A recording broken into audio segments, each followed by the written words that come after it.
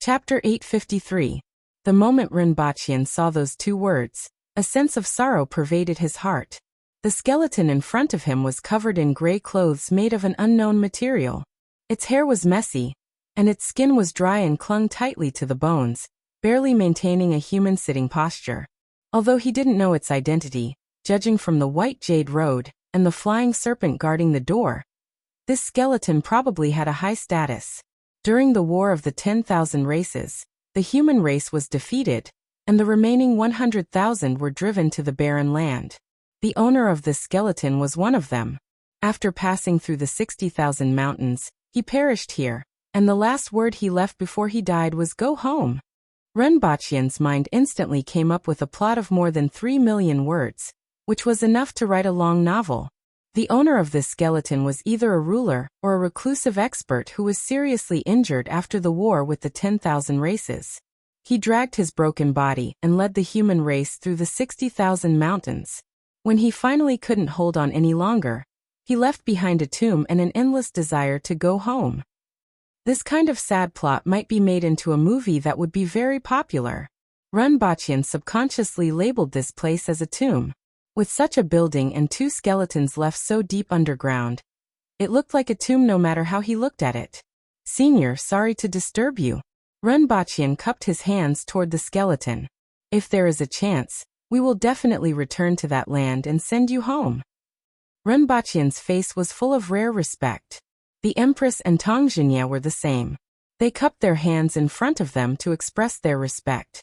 Rinpoche then stepped forward and carefully pulled out the jade scroll from under the skeleton. Although he was careful enough, the finger was still touched and fell off little by little. Just like the flying serpent, it turned into ashes and scattered on the ground. Until now, no one knew how long it had been since the human race had evacuated here. However, Rinpoche felt that he should be able to find out something from this tomb. Rinpoche then picked up the jade booklet, swept away the dust, and continued to look at it. The scroll was written from right to left, but Rinpoche was used to reading from left to right. Therefore, he directly saw the second last sentence. "I didn't put away my clothes. I just remembered." This change in style was too fast, and Rinpoche suddenly felt like vomiting blood.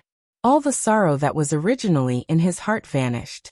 The last two sentences were linked together. "I just remembered that I didn't put away my clothes, so I went home." Rinpoche felt like he had Keta Husky. This unknown expert comrade was too down to earth. Also, what time was it? Still thinking about collecting the clothes at home? Rinpoche rubbed his head and read it from beginning to end. "I lament that the human race has withered to such an extent, being driven like livestock for tens of thousands of miles, stained with blood and tears. My kin have all been buried somewhere else. Although I don't have long to live, my heart is sad, and I only hope that the future generations can return to their homeland. I sit and think of the past, vividly in my mind. Only now do I remember that I haven't packed my clothes and returned home." There weren't many words on the jade slip, only about 300 or so. The general meaning was similar to what Rinpoche had thought. The humans were driven here. This person was seriously injured and didn't have long to live. As such, he left a grave here in hopes that the people who came after him could return to their homeland one day. In the end, he sat here and waited for death. The past was still vivid in his mind, and he suddenly remembered that he hadn't collected any clothes at home. Go home. He guessed that there were a few more words after that. Going home is unattainable. This was the full text. It didn't say much useful. It only mentioned the blood and tears of the human race along the way, and didn't mention a single word about the so-called One tribe. The 300 words were mostly sentimental words. However, after reading it, the sense of absurdity in Rinpoche's heart disappeared without a trace, and his heart was full of regret. Before this person died, he wasn't thinking about the future of the human race or the righteousness of the race. Instead, he was thinking about the trivial matters at home. On the contrary, Rinpoche felt that this person was living a more realistic life. The three of them were speechless for a long time after reading it. Rinpoche looked around this person and found that there seemed to be something behind him. He went around and found that there were actually a few animal skin booklets and a jade scroll. Your Majesty, there are still things here. Renbaqian picked up the booklets and the jade scroll from the ground. There were a total of 4 animal skin booklets. After so many years, they hadn't turned into ashes. Although they were a little brittle, they could still be saved. The Empress took the jade scroll and opened it. There weren't any records about the Wan tribe or that land that everyone wanted to know. Instead, there were some self-descriptions of this person. This person on the ground was called Tung Jinji, and he was a member of a sect called the Qingyang sect. The jade scroll recorded some of this person's deeds, and it was like a personal biography. From these words, it was possible to get a glimpse of the situation of that era. For example, this person recorded that there were 5 human emperors in the world at the same time. He had seen 3 of them and fought under 2 of them. For example, at that time, the human race occupied 10 territories, and he had traveled to 7 territories. For example, this person recorded that there were 3,000 sects at that time. Generally speaking, this jade scroll was a personal biography, and it was the traces that this person had left in this world. Although it wasn't explicitly stated, it could be seen from the words that this person wasn't a nobody. At the end of the jade scroll, it was written, "In the past, there were 3,000 sects, but today not a single one of them remains, leaving behind the Qingyang technique. Even if I die, the Qingyang of my sect will not disappear." It seemed that the 4 animal skin booklets were the so-called Qingyang technique. The sect that this person belonged to was probably called the Qingyang sect or the Qingyang sect or something like that. After putting away the 2 jade scrolls and the 4 booklets, the 3 of them looked around on the platform and found nothing valuable. The only thing that existed was that skeleton. Perhaps there was something else on his body, but the 3 of them didn't want to destroy it. After being sealed for so long, it was already rare that it hadn't been eroded after opening the door for ventilation. If they were to touch it, they would probably immediately turn into ashes. Just as they were about to go out, Renbaqian looked up and suddenly stopped in his tracks as he let out a surprised sound. "What's wrong?" The Empress turned to look at him, followed his gaze, and saw that there were some engravings on the ceiling that was illuminated by the fire. "This seems to be a map?" Renbaqian looked at it carefully. "Your Majesty, could this be a map of that area?" If the map outside was a map of the 60,000 mountains, then it was highly likely that this was a map of the area where humans once lived. "Get someone to copy it later," the Empress said softly. After looking at the 2 jade scrolls, the Empress felt a little heavy and wanted to leave this place. After everyone left, Tong Jinye asked, "Your Majesty, do you want to let the other officials know about this?" Xianjia informed the 2 elders, the 6 ministers, and the general-in-chief who supports the nation to come over. The Empress then said, "They must know." They had to see the illusion in the secret room and these 2 jade scrolls so that they would know what had happened in the past and what would happen in the future. In particular, they had to know about the tragic war in the illusion. Chapter 854. The 2 elders, the 6 ministers and the general-in-chief who supports the nation, Hongwu, and everyone else were still wondering what had happened when they arrived. After all, the Empress rarely summoned everyone at this time. They were even more puzzled when they found out that it was about the building beneath the Emperor's bedroom. After all, they knew that the Empress's bedroom had collapsed. They knew that it had collapsed on the night of their wedding night. They knew that something had been found beneath the Emperor's bedroom. After all, the Empress didn't order anyone to keep this a secret. She wanted everyone to know that the Emperor's bedroom had collapsed because of the building beneath it, and that it had nothing to do with her. What exactly was beneath the Emperor's bedroom? What could make the Empress mobilize so many people?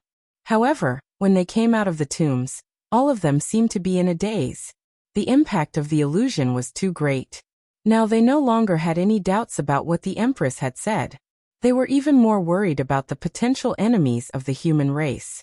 No one said things like, "Since the human race has been developing here for so many years, we won't attract the retaliation of those unknown races if we continue to stay here."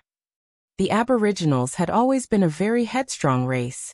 Knowing where the enemy was and killing them all was the style of the Aboriginals. Furthermore, anyone who could reach the cardinal heaven level was an outstanding talent. Seeing such a vast world, Everyone was even more shocked. Then they felt a sense of heroism. There was no one who did not yearn for such a magnificent world.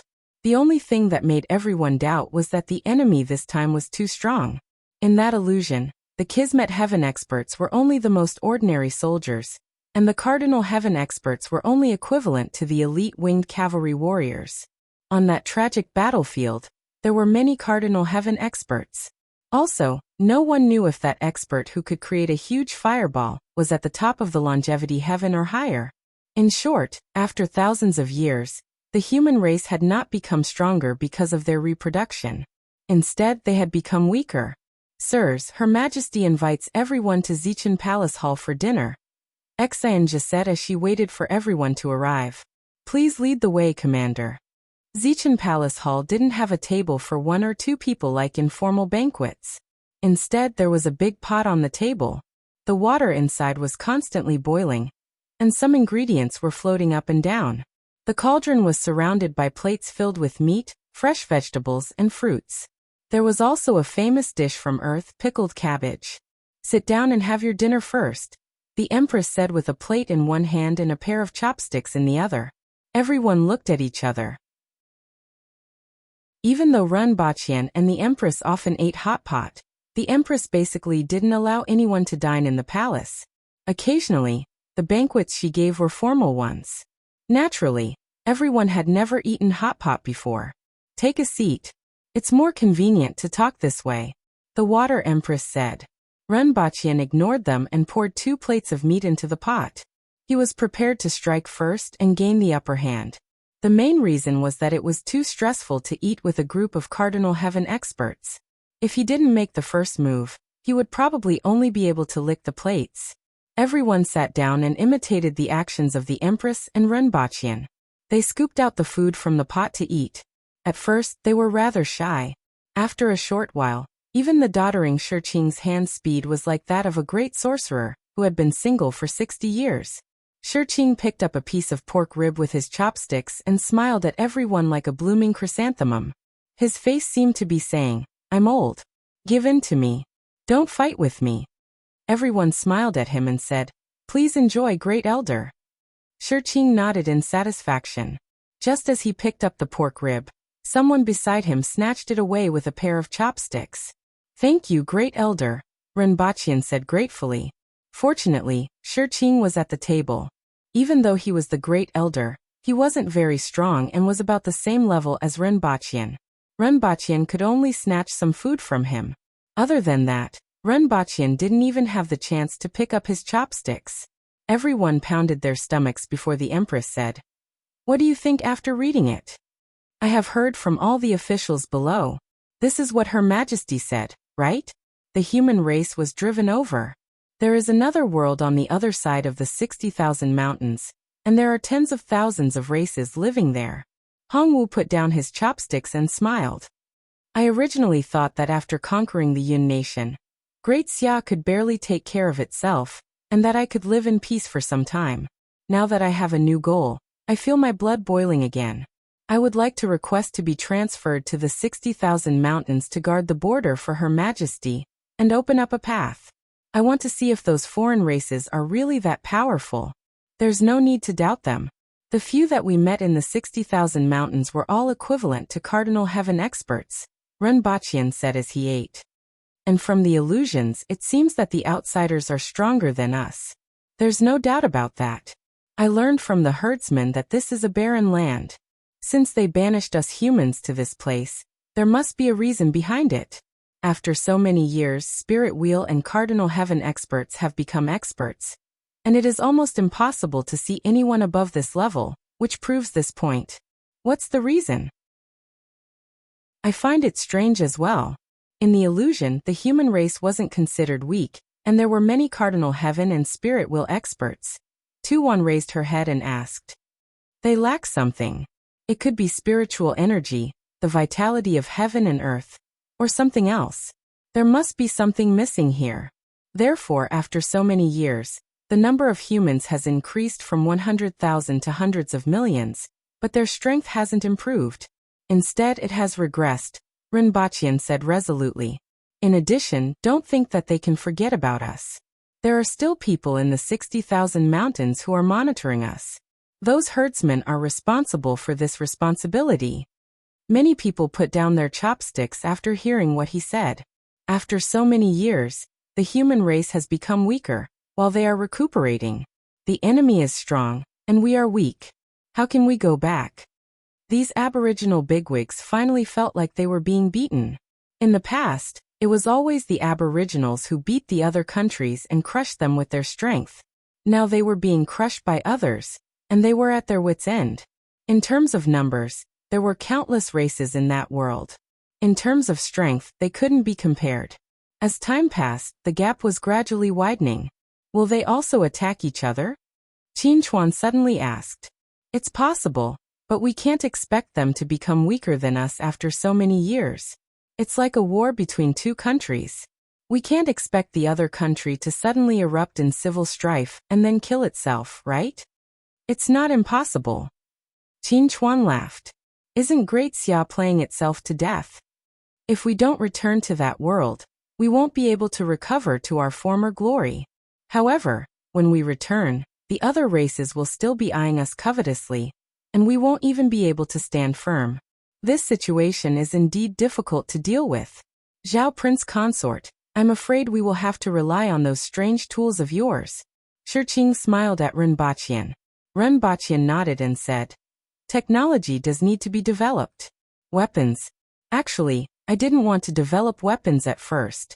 After all, the disadvantage of having fewer Aboriginals will be magnified in the face of guns and cannons. However, under such circumstances, weapons must be developed. Ren Baqian felt that no matter how powerful the other party was, as long as they gathered their troops, 10 little fatties would be enough to make them piss blood. If 10 wasn't enough, then 10 more would be enough. There was nothing that a nuclear bomb couldn't destroy.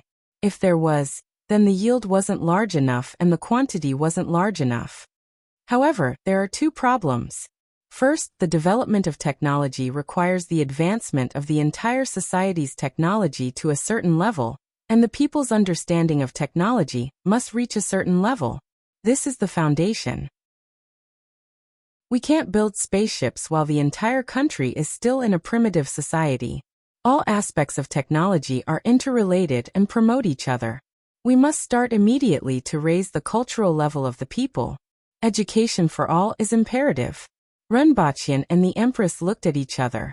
They didn't expect this matter to be raised so quickly. The other thing is the experts. Weapons may not be able to eliminate the experts of the other party. In fact, we may not even have the chance to use our weapons when the experts of the other party launch a surprise attack. We must have experts of the same level to restrain the other party.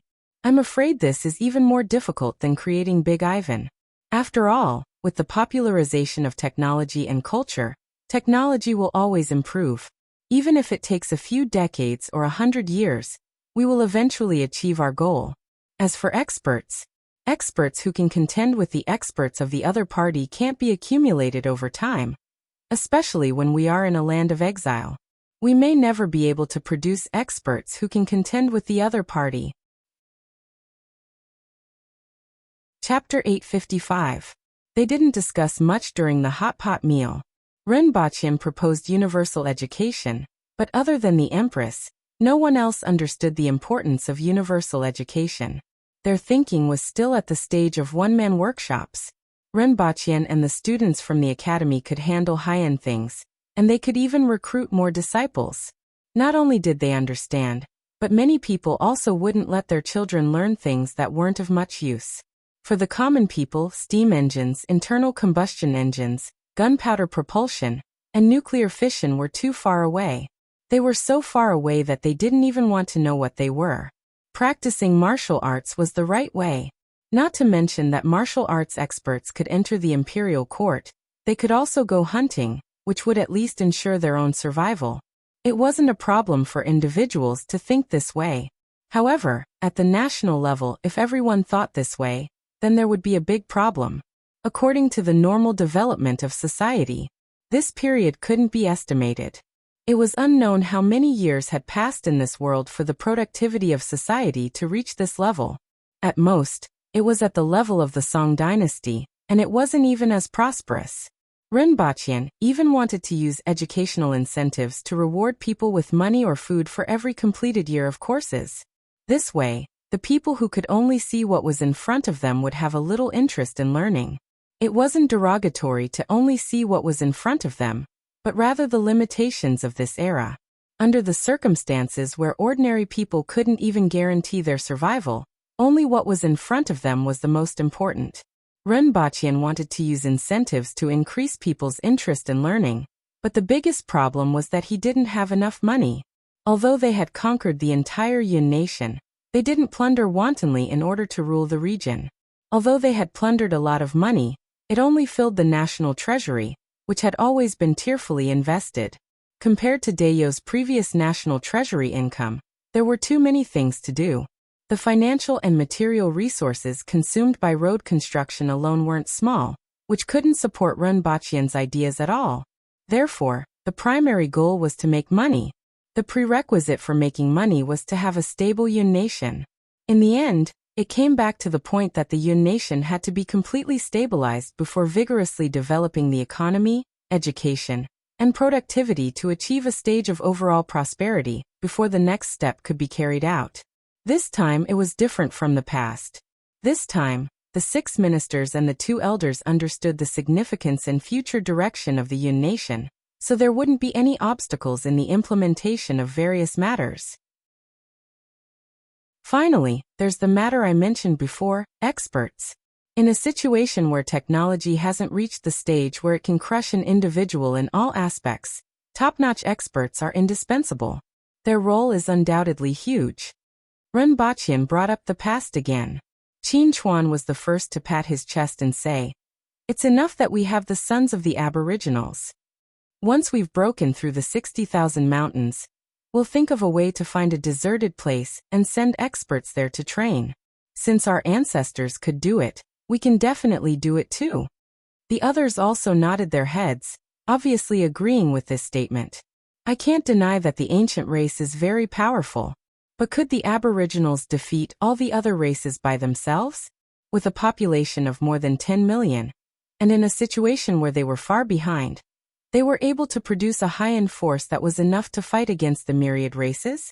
If the myriad races were so easy to deal with, the human race wouldn't have been forced to come here in the first place. Do you have the confidence that you can reach the level of the person who can make a big fireball in the illusion? Except for Her Majesty. Rinpoche said as he patted the back of the Empress's hand. Your Majesty's talent is unquestionable. Even in this land of exile, Your Majesty can break through at any time. Given Your Majesty's age, it wouldn't be inappropriate to say that Your Majesty is the most talented person in thousands of years. However, is it enough for you to fight alone? To face the myriad races that have lived for an unknown period of time, and have a complete inheritance? Or do you want to see Her Majesty risk her life by herself? Zhao Prince Consort, tell me what you think. Shiqing smiled as he had already guessed what Rinpoche was going to say. Although the ordinary humans aren't very strong, there will still be outstanding people among them. Furthermore, their base number is higher, and the number of people with high awareness is also not small. I remember that only Her Majesty and the Great General are among the top 10 experts, right? That's because there are many Aboriginal experts in the mountains, and no one knows about them. Qin Chuan immediately retorted. Of course, this is one of the reasons, but how many of those experts are there? Although the 60,000 mountains are dangerous, it's also a treasure trove. Are there more Aboriginal experts in the mountains than in the world? As long as the Aboriginals enter the cardinal heaven level, they won't be weaker than ordinary spirit will experts, and can even fight 1 against 2. Qin Chuan seemed to feel that Rinpoche was underestimating the Aboriginals, and was rather angry. What about Li Yuanzhu? Apart from Her Majesty, who else can compete with her? What about the ball-kicking monster? There's also the second most powerful expert in the world who has been missing for a long time. You want to subdue those experts? The Empress frowned slightly. She didn't know about the others, but she had seen Li Yuanzhu before and had a deep impression of her. It's not impossible. In addition to those well-known experts, There are also those young experts who have emerged. They aren't weak, and if given the opportunity, they may be able to grow to a very high level. There are even some who are talented, but have been overlooked. Even if they can't become experts, they can still become warriors, Rinpoche said faintly. Don't forget that if we fail to return to that land, we may not have the chance to start again. Back then, they were forced to suffer heavy losses, and the human race still had experts in charge, so they banished us here. Now they have long since recuperated, and the strength of the human race is getting weaker. If we go back, they may not just banish us back here. Therefore, this concerns all the aboriginals and the entire human race. As long as we set foot on that path, there is no room for retreat. Therefore, we need every bit of strength we have. The aboriginals are part of the human race. I am, and so are they. Even though Rinpoche's speech couldn't be considered impassioned, it was resolute and decisive, and everyone began to ponder over it. Are you going to leak the information about the Wan tribe? The Empress asked. Rinpoche shook his head and replied, not for the time being and not now. However, we can leak it to a few people, such as the ball-kicking monster and Li Yuanzhu. Putting aside the ball-kicking monster, Li Fu had completely become a ball-kicking monster. The others might also have doubts. After all, there were some martial arts techniques passed down from ancient times, but there were almost no other records of them. If we can get the support of these top experts, the chances of subduing other experts will be much higher. Besides, we can also use some other methods, such as holding a martial arts competition to select young experts and seedlings from all of Dayo, including the Jing tribe and the Yun nation. We need to carry out two things at the same time. On the one hand, we need to increase productivity and let more people leave the most basic production activities to become the cornerstone of the technological explosion. This is culture. On the other hand, we need to select those talented experts and seedlings to cultivate high-end combat power. This is culture. What other ideas do you have? The Empress looked at the others. I'm afraid that some of them have ulterior motives, Shiqing said. There were so many experts, and many of them had strange methods, both good and evil. Not to mention whether or not they could be subdued, he was afraid that some of them might have ulterior motives, which would cause considerable trouble. It might even cause considerable damage. Among those experts, some of them are relatively neutral, and will naturally be the primary target. We can contact those who are uncertain about their good or evil behavior. As for those who are too evil, we can kill them directly. What about Great Xia and the Chun nation? Hongwu suddenly asked. In fact, these two countries were very important. Not only did they have vast land, various minerals, but they also had a large population base. However, it was obviously unwise to have any ideas about these two countries before they absorbed the Yun nation. Besides, there were other ways to obtain the minerals and population of these two countries besides occupying them. For example, economic plunder and talent absorption.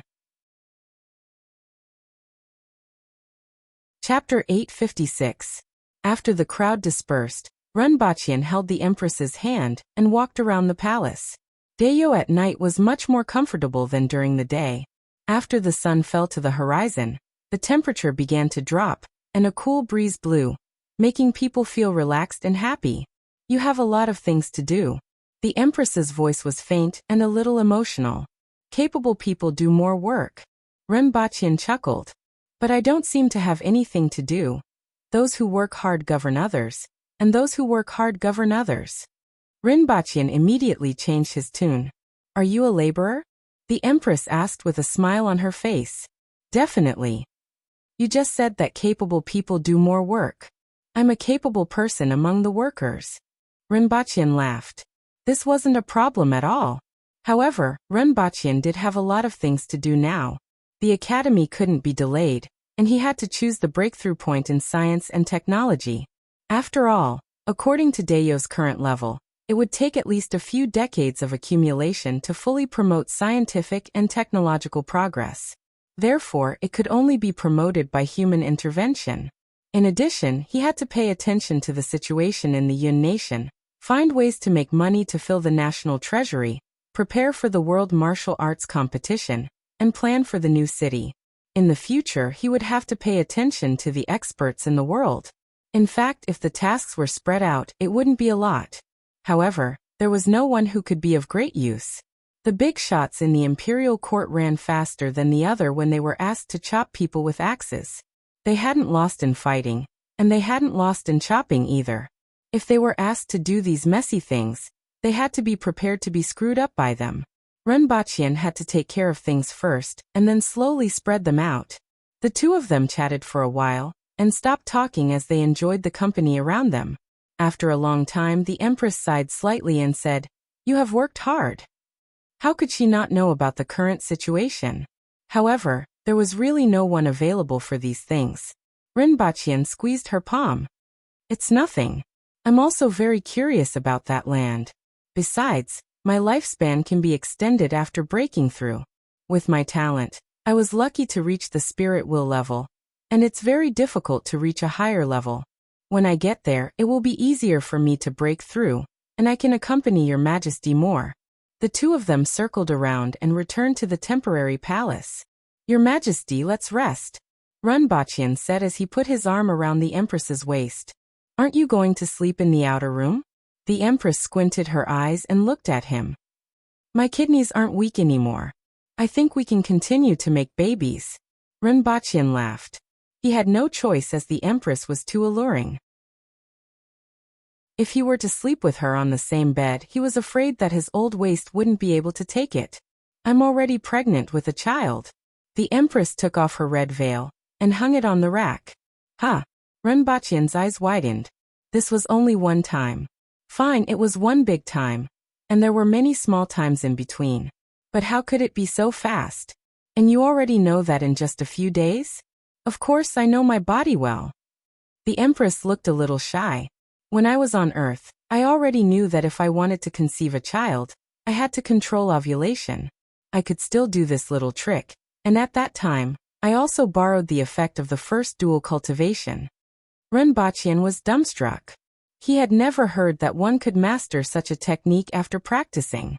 This had never been written in any of the Xianxia or Xuanhuan novels. Besides, didn't the Aboriginals have difficulty reproducing?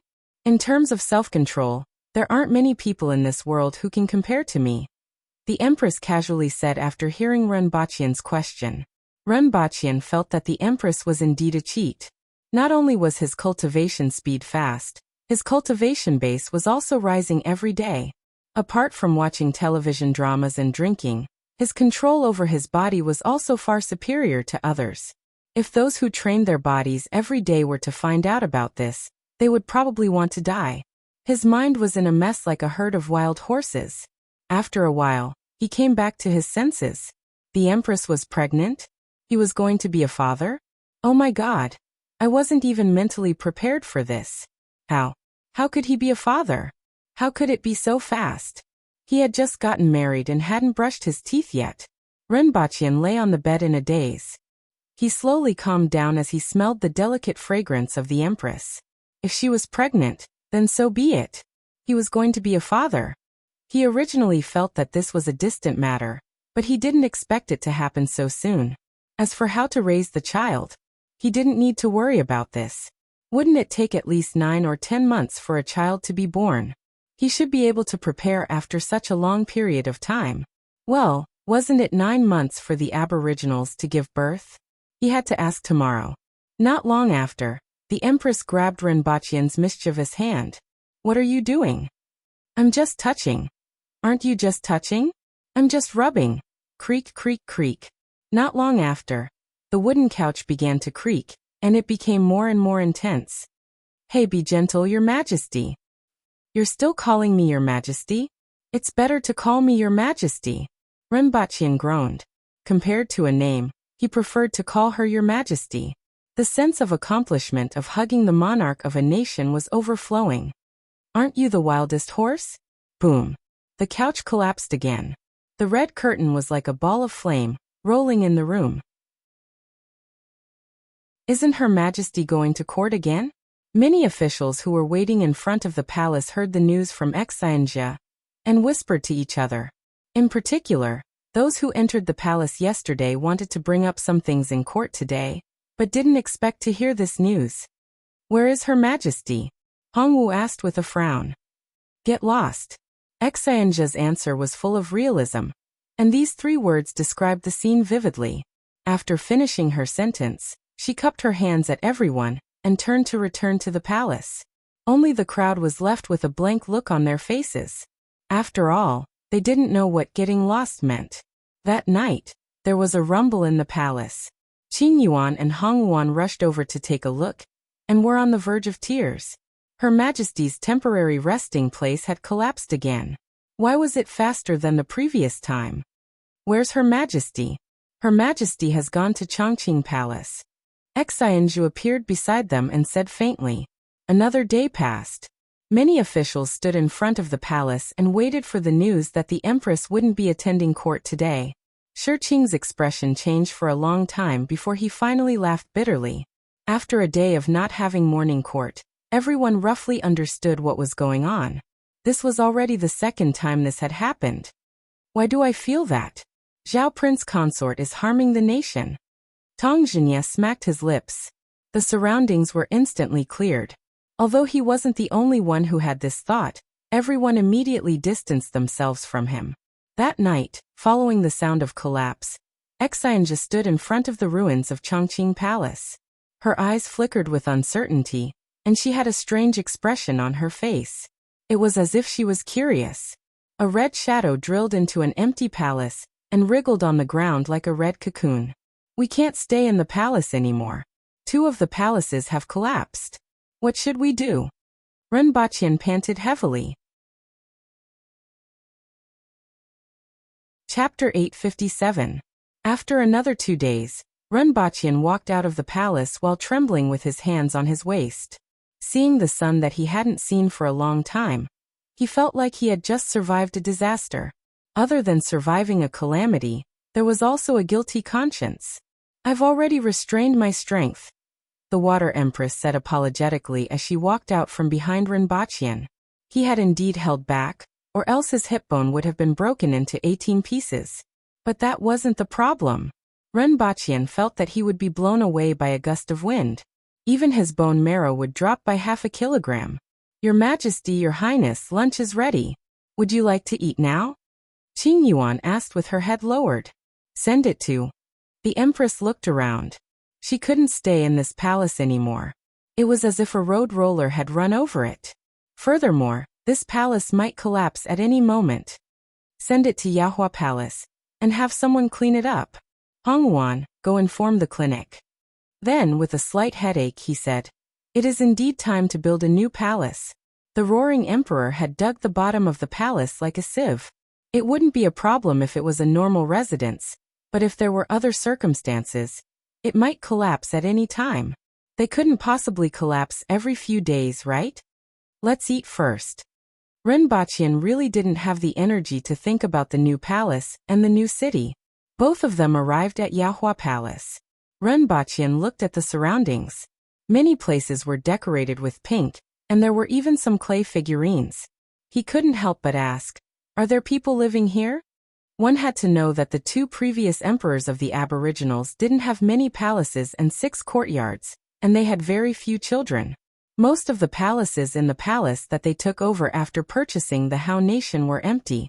Although there would be people cleaning up the empty palaces, they wouldn't do it too often.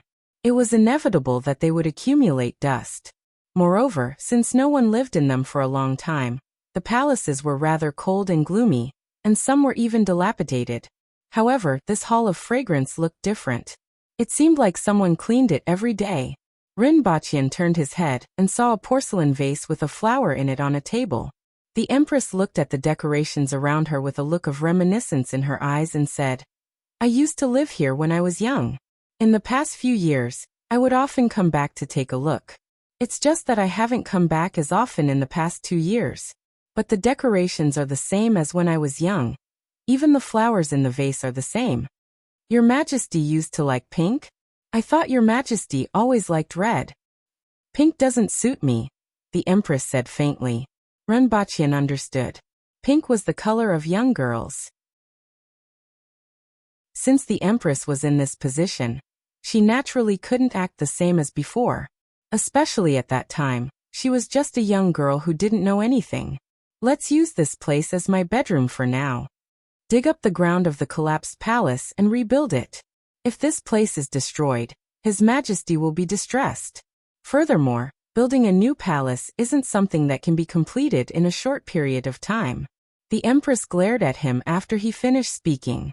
After eating breakfast and drinking a bowl of freshly fried bushentang, Renbachian finally felt alive again. Looking in the mirror, he didn't lose too much weight this time. He only lost about 10 to 20 kilograms. In his body, the life force that came from the Empress had not been completely digested. This time, it had increased a little, but the amount was much less than the previous time. It was only 1/10 of the previous time. After lunch, the Empress summoned all the court officials into the palace to discuss some matters. On the other hand, Renbachian took out a piece of paper and a pen to list out the things that he needed to do in the near future. The first thing was education. This was the most important thing. If he wanted to expand the scope of education, it would be very difficult to do it alone. Even with the help of his students, it would still be too slow. There were dozens of students a year, and the number was increasing year by year. Even if all these students became elementary teachers, it would take at least more than 10 years for there to be enough teachers to popularize education. However, the various departments of the imperial court also lacked a large number of talents. How could they let all the students become elementary school teachers? Even so, the standard of education within a short period of time wouldn't exceed the 3rd grade of junior high school. If he wanted to train a large number of high school talents, he would need decades of accumulation. His goal was to train a large number of junior high and even senior high school students within 10 years, as well as a portion of high school talents.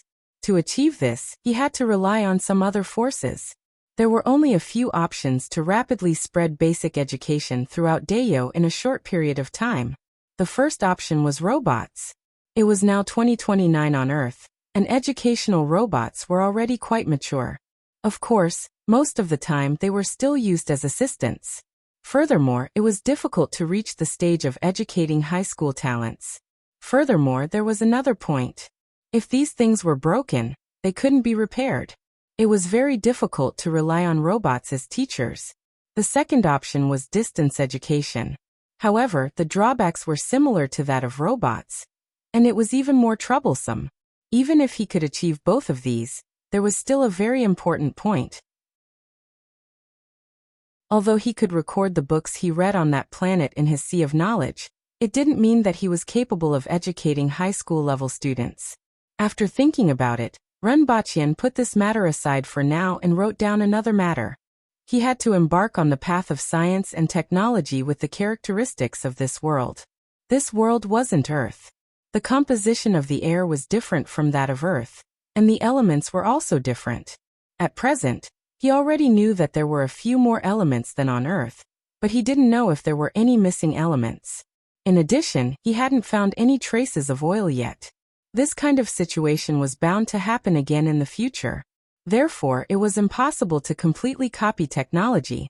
He had to develop a technology that was unique to this world that was suitable for the situation in this world.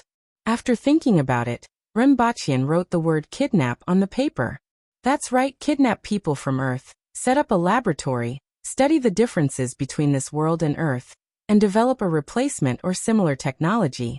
After all, he couldn't completely rely on the research institute on Earth. Moreover, there was another advantage to doing this, and that was that these high-end talents that they had kidnapped could teach students at the level of a university, or even higher. In that case, he had to have a capable helper on Earth. It couldn't be Ren Wanyan or Ding Jie, as they couldn't do this kind of thing. It also couldn't be the winged cavalry. First of all, this person couldn't be too eye-catching. At least, he couldn't look like someone from the Zenith Star. Second, he had to have enough wisdom and action to do things well. Finally, he had to be quite skilled. The winged cavalry couldn't meet the first two requirements. Renbachian already had a candidate in mind, but he had to meet him first. After sending him there, he wouldn't be able to come back. This was the only way he could completely control him. The third thing was to expand the scale of the embroidered uniform guards in the rearguard commandery, as they were currently understaffed. Next, in addition to the situation in the Yun Nation and Tianjing Basin, he had to investigate the various sects and experts in the world and collect talented young people. The fourth point was to make money, which was actually relatively easy. The fifth point was to choose a location for the new palace and the capital city and carry out planning. This was difficult for others, especially when planning the new palace and the capital city, which needed to be considered in all aspects. However, Renbaqian felt that this was simply too easy for him. As long as he chose a location and made a similar image of the planet in his mind, he could build it at will and see the results. It was even easier than using a computer to make renderings. The sixth point was to investigate all the mineral resources in Dayo and the Yun Nation, make arrangements, and expand production.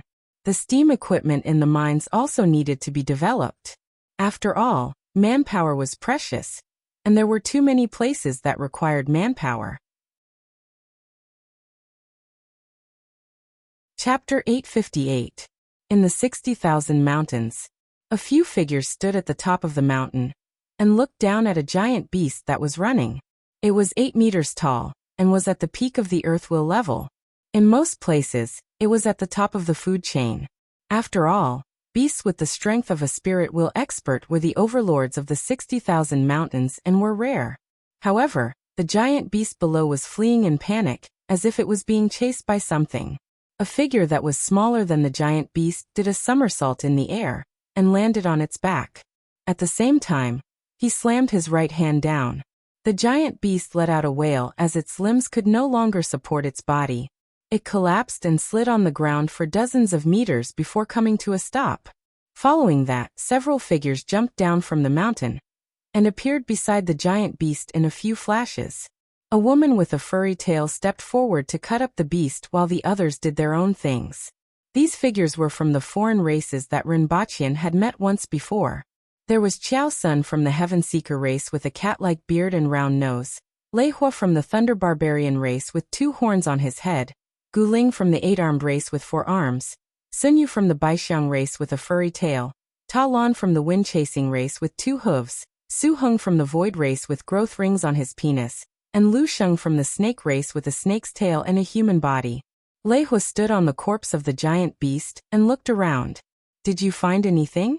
Qiao Sun asked. "It's a little familiar." Lei Hua was delighted. "I've been here before. It should be close to my tribe." Although nearly 100 years had passed, everyone only had memories of the past 6 months. And those memories seemed to be from a year ago. The 4-armed Gu Ling's eyes flickered. Since this place wasn't far from the Thunder Barbarian village, it wouldn't be too far from the 8-armed race's village either. "Congratulations to the 2 of you." Qiao Sun smiled at them. "Thank you." Both of them thanked Qiao Sun solemnly. If it weren't for him, they didn't know how long it would take for them to find their original range of activity. Next, they started a fire to roast the meat. Everyone was silent, and Lei Hua and Gu Ling were even more distracted. After 100 years, they could finally go home. The 2 of them were eager to return home and couldn't wait to go back and have a look. At the same time, he was a little nervous. He didn't know what had changed in the village in the past 100 years. After everyone finished their meal, Lei Hua stood up and said, "Everyone, I will take my leave first. If we meet again in the future, I will treat everyone to a good drink." Everyone nodded and smiled. Gu Ling also cupped his hands at the crowd. Then he looked at Lei Hua and said, "If we meet again in the future, we will fight to the death." The hatred between the 2 clans was not something that could be easily erased. Lei Hua immediately laughed heartily. "As you wish." The 2 of them didn't say anything else and left in a flash. Although they had similar encounters and had been working together for more than 8 months, they were only a little more familiar with each other. They were not that close. After all, these 7 people belonged to different races, and they were all experts. To be able to stay by the herdsman's side for so long, they were all extremely talented people. They were originally favored by the heavens in their strongholds. It was already rare for them to be able to work together for so long. It would be more difficult to warm up to them. After the 2 of them left, the remaining people felt even more anxious. According to the distance, this place should not be too far from their homes. Everyone looked at Qiao. Senator Qiao Sun casually picked up a branch beside him and threw it into the air. When it landed, he pointed in a direction. Let's go this way. Lei Hua climbed over a few mountains. The surrounding scenery became more and more familiar. He felt more and more anxious, as if something was about to jump out of his heart. Roar! Lei Hua let out a loud roar. A moment later, a voice came from the top of the mountain. Who is it? Lei Hua felt his chest beating violently. He couldn't wait to brag. In a few flashes, he arrived at the top of the mountain. However, what greeted him was the sound of weapons tearing through the air. It's me. Stop. Lei Hua immediately shouted. A bone rod stopped not far from him. A few men and women looked at him from afar and revealed puzzled expressions. Who are you? There were only about 200 people in the Thunder Barbarian tribe. It was impossible that they didn't know anyone. Lei Hua stared at one of them. Lei. He felt that the person in front of him was familiar, but he was older than he remembered. As for the others, he didn't know any of them. They seemed to be the new generation in recent years. 100 years was a lifetime for humans. It was also a long time for the Thunder Barbarian tribe. Who are you? The person who answered was a woman. She was naked and only wore a leather skirt. Her face was full of doubt. I'm Lei Hua. I'm back. Lei's face revealed an ecstatic expression. Lei Hua. Lei muttered softly. Then, her face was full of disbelief. Lei Hua. That's right. It's me. Where have you been all these years? Lei's eyes widened. She carefully sized Lei Hua up and down. Then hatred appeared on her face. Why did you suddenly leave 117 years ago? 117 years? Lei Hua was slightly stunned. He thought that it had been more than 70 years. He didn't expect it to be more than 110 years. It seemed that the time when everyone was captured was very different. Then her face turned slightly gloomy. It's a long story. I was captured. Let's go back to the village first. After a while, Lei Hua arrived in front of a village. Without waiting for anyone else, he immediately rushed in a certain direction. In the village, there were pointy buildings that were completely different from those of the aboriginals. They were scattered throughout the village. In fact, the beasts were not much of a threat to the Thunder Barbarians. The so-called village was just a settlement without walls. Lei Hua stopped in front of a house. It was the most familiar place in his memory. However, when he pushed the door open and rushed into the house, he saw an unfamiliar young man. Lei Hua's expression changed. Where's Lei Duo? The young man looked at him blankly. Who's Lei Duo? Lei Hua's body suddenly froze. Then his skin turned green, and a ferocious expression appeared on his face. I'm asking you where Lei Duo is. Lei Hua. Lei rushed into the house. Your sister is dead. She died more than 80 years ago. What? Lei Hua was stunned as if he had been struck by lightning. She thought that you were harmed by the 8-arm race. In order to avenge you, she fought with the 8-arm race many times. In the end she died in battle. Lei said with an ugly expression. What did you say? Lei Hua asked in a daze. Lei Hua's expression seemed to be frozen on his face. However, his aura rose, and the green color on his body became darker. There were even electric currents appearing on the surface of his skin. Calm down. You should meet the elder first. Lei said. Her expression was a little gloomy. In the past, she had a good relationship with Lei Hua and Lei Duo. When Lei Hua had disappeared, she had been sad for a period of time. Lei Duo had died in battle, and she wanted to avenge her. However, she was still too weak. Or rather, Guzhen was too strong. However, the most important thing now was to calm Lei Hua down. 8-arm race. Lei Hua let out an angry roar. Electric currents flowed along his skin and hit the wooden plank beside his feet. The wooden plank started to smoke. To others, Lei Duo was someone from more than 80 years ago. However, to him, it was as if he had only left for a year. When Lei Hua saw this, he was pleasantly surprised and sorrowful. He was pleasantly surprised that Lei Hua had comprehended Thunder Flow. He might even be able to defeat Guzhen. Lei Hua's talent was indeed the best. If he had not left, the Thunder Barbarians would not have been suppressed for decades. He was sorrowful that he had returned too late. The dead would not be able to live. Chapter 859. Lei Hua did not have the chance to vent his anger. After all, the news of his return to the village had already reached the ears of the elders along with the other young men. A moment later, he appeared in a house, and around him were a few old men with wrinkles all over their faces. Above them was a dignified thunder barbarian. Lei Hua, I didn't expect you to be alive. You said you were captured? What happened? Who did it? An old man asked in a deep voice. Although the old men's faces were wrinkled, they all looked ferocious. Blue veins bulged on their exposed skin. They're called herdsmen. Lei Hua told them what he knew and what had happened along the way. Herdsmen? What's that? I've heard of the Heaven Hunters, the Wind Chasers, and the Void Tribe. But where did these herdsmen come from? Why haven't I heard of them? And what method did they use to capture Lei Hua? No matter where they came from, as long as we catch them, we must avenge them. That's right. How dare they capture people of our Thunder Barbarian tribe? If we find them, we must not let them go. That girl called Guna was also captured? She actually came back alive. Human tribe? Abandoned tribe? I haven't heard any news about the human tribe for a long time. It's said that they're a weak, treacherous, despicable, and treacherous race. Guna from the Ba-Bai tribe and Guzhan. Now the Ba-Bai tribe has 2 geniuses. So what if they have 2 geniuses? I see that Lei Hua has just comprehended Thunder Flow.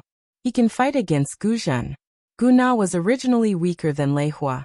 Even if she came back to life, Lei Hua will still be far behind her. The burly man sitting at the head of the table seemed to have lost his soul. After a while, he opened a wooden board and found a book made of animal skin. Sure enough, there are herdsmen in this book. The burly man flipped through the book and laughed. I remember seeing this somewhere. Then he frowned. Herdsmen. Following orders to monitor the abandoned people? Strange abilities. Belonging to the 6 heavens? Why are there only a few words? The abandoned people retreated to the barren land, never to return for thousands of years. This is the book passed down from generation to generation, right? Who are the 6 heavens? Return to what? What does it say? The few old men immediately asked. I don't know. The next page was torn off. The patriarch of the Thunder Barbarian tribe touched his head and smiled bitterly. Who is so daring? You even dare to tear the clan heirloom that has been passed down from generation to generation? By the time I got it, it was already gone. Who knows which clan leader tore it apart? But there's one thing we can be sure of. The herdsman is probably monitoring the abandoned people, and those abandoned people seem to be related to us. I remember that when I took over the position of patriarch, that old man told me something. The burly man crossed his arms and thought hard, but he couldn't remember what he had been told. Pass down my orders. In the future, if you see those things called herdsmen, immediately report to me. Since they dared to touch our lightning barbarians, we can't let them go. In the largest house of the Ba-Bai tribe, a woman with 6 arms sat and listened to Guna's report. After listening, she said faintly, I didn't expect you to encounter these people and those abandoned people. You said that they have a powerful weapon, right? Although I haven't seen it before, I saw the aftermath of the weapon's destruction. Not a single blade of grass grew within a radius of more than a kilometer, and everything was turned into ashes. Those abandoned people have actually grown up again. No matter what, it seems like they have completely forgotten what happened back then. However, I'm afraid they will be aware of it this time. Back then. You don't need to know about this. You may leave. The 6-armed woman waved her hand. After Guna left, she said faintly, I don't know if we will return to the legendary ancestral land. If those abandoned people really come back, maybe we will have a chance to go back. In that case, I should be hoping that they come back. Under the protection of the guards, Renbachian arrived near Jing Street. He looked at the homecoming tavern in front of him, waved his hand and said, Wait for me outside. There was a row of iron crotches in front of the tavern. He didn't know how that egg-kicking maniac got mixed up with the crossdresser, and was in cahoots with each other. One was in charge of egg-kicking, and the other was in charge of selling iron crotches. Renbachian felt that Li Fu was simply a disgrace among the top experts. Lady boss, there's a guest. Come out and receive the guest, Renbachian shouted as soon as he entered the tavern. Oh, there's a distinguished guest today. Isn't this Zhao Prince consort? How do you want me to receive the guest? How did you lose so much weight?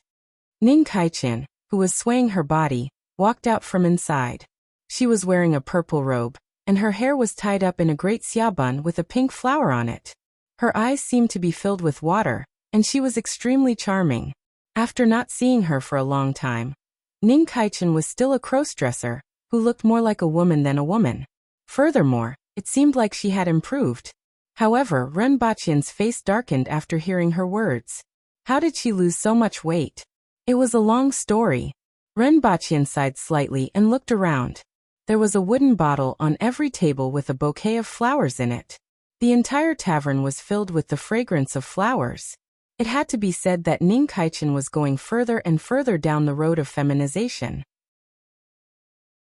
Your Highness, do you want to come inside and let me serve you?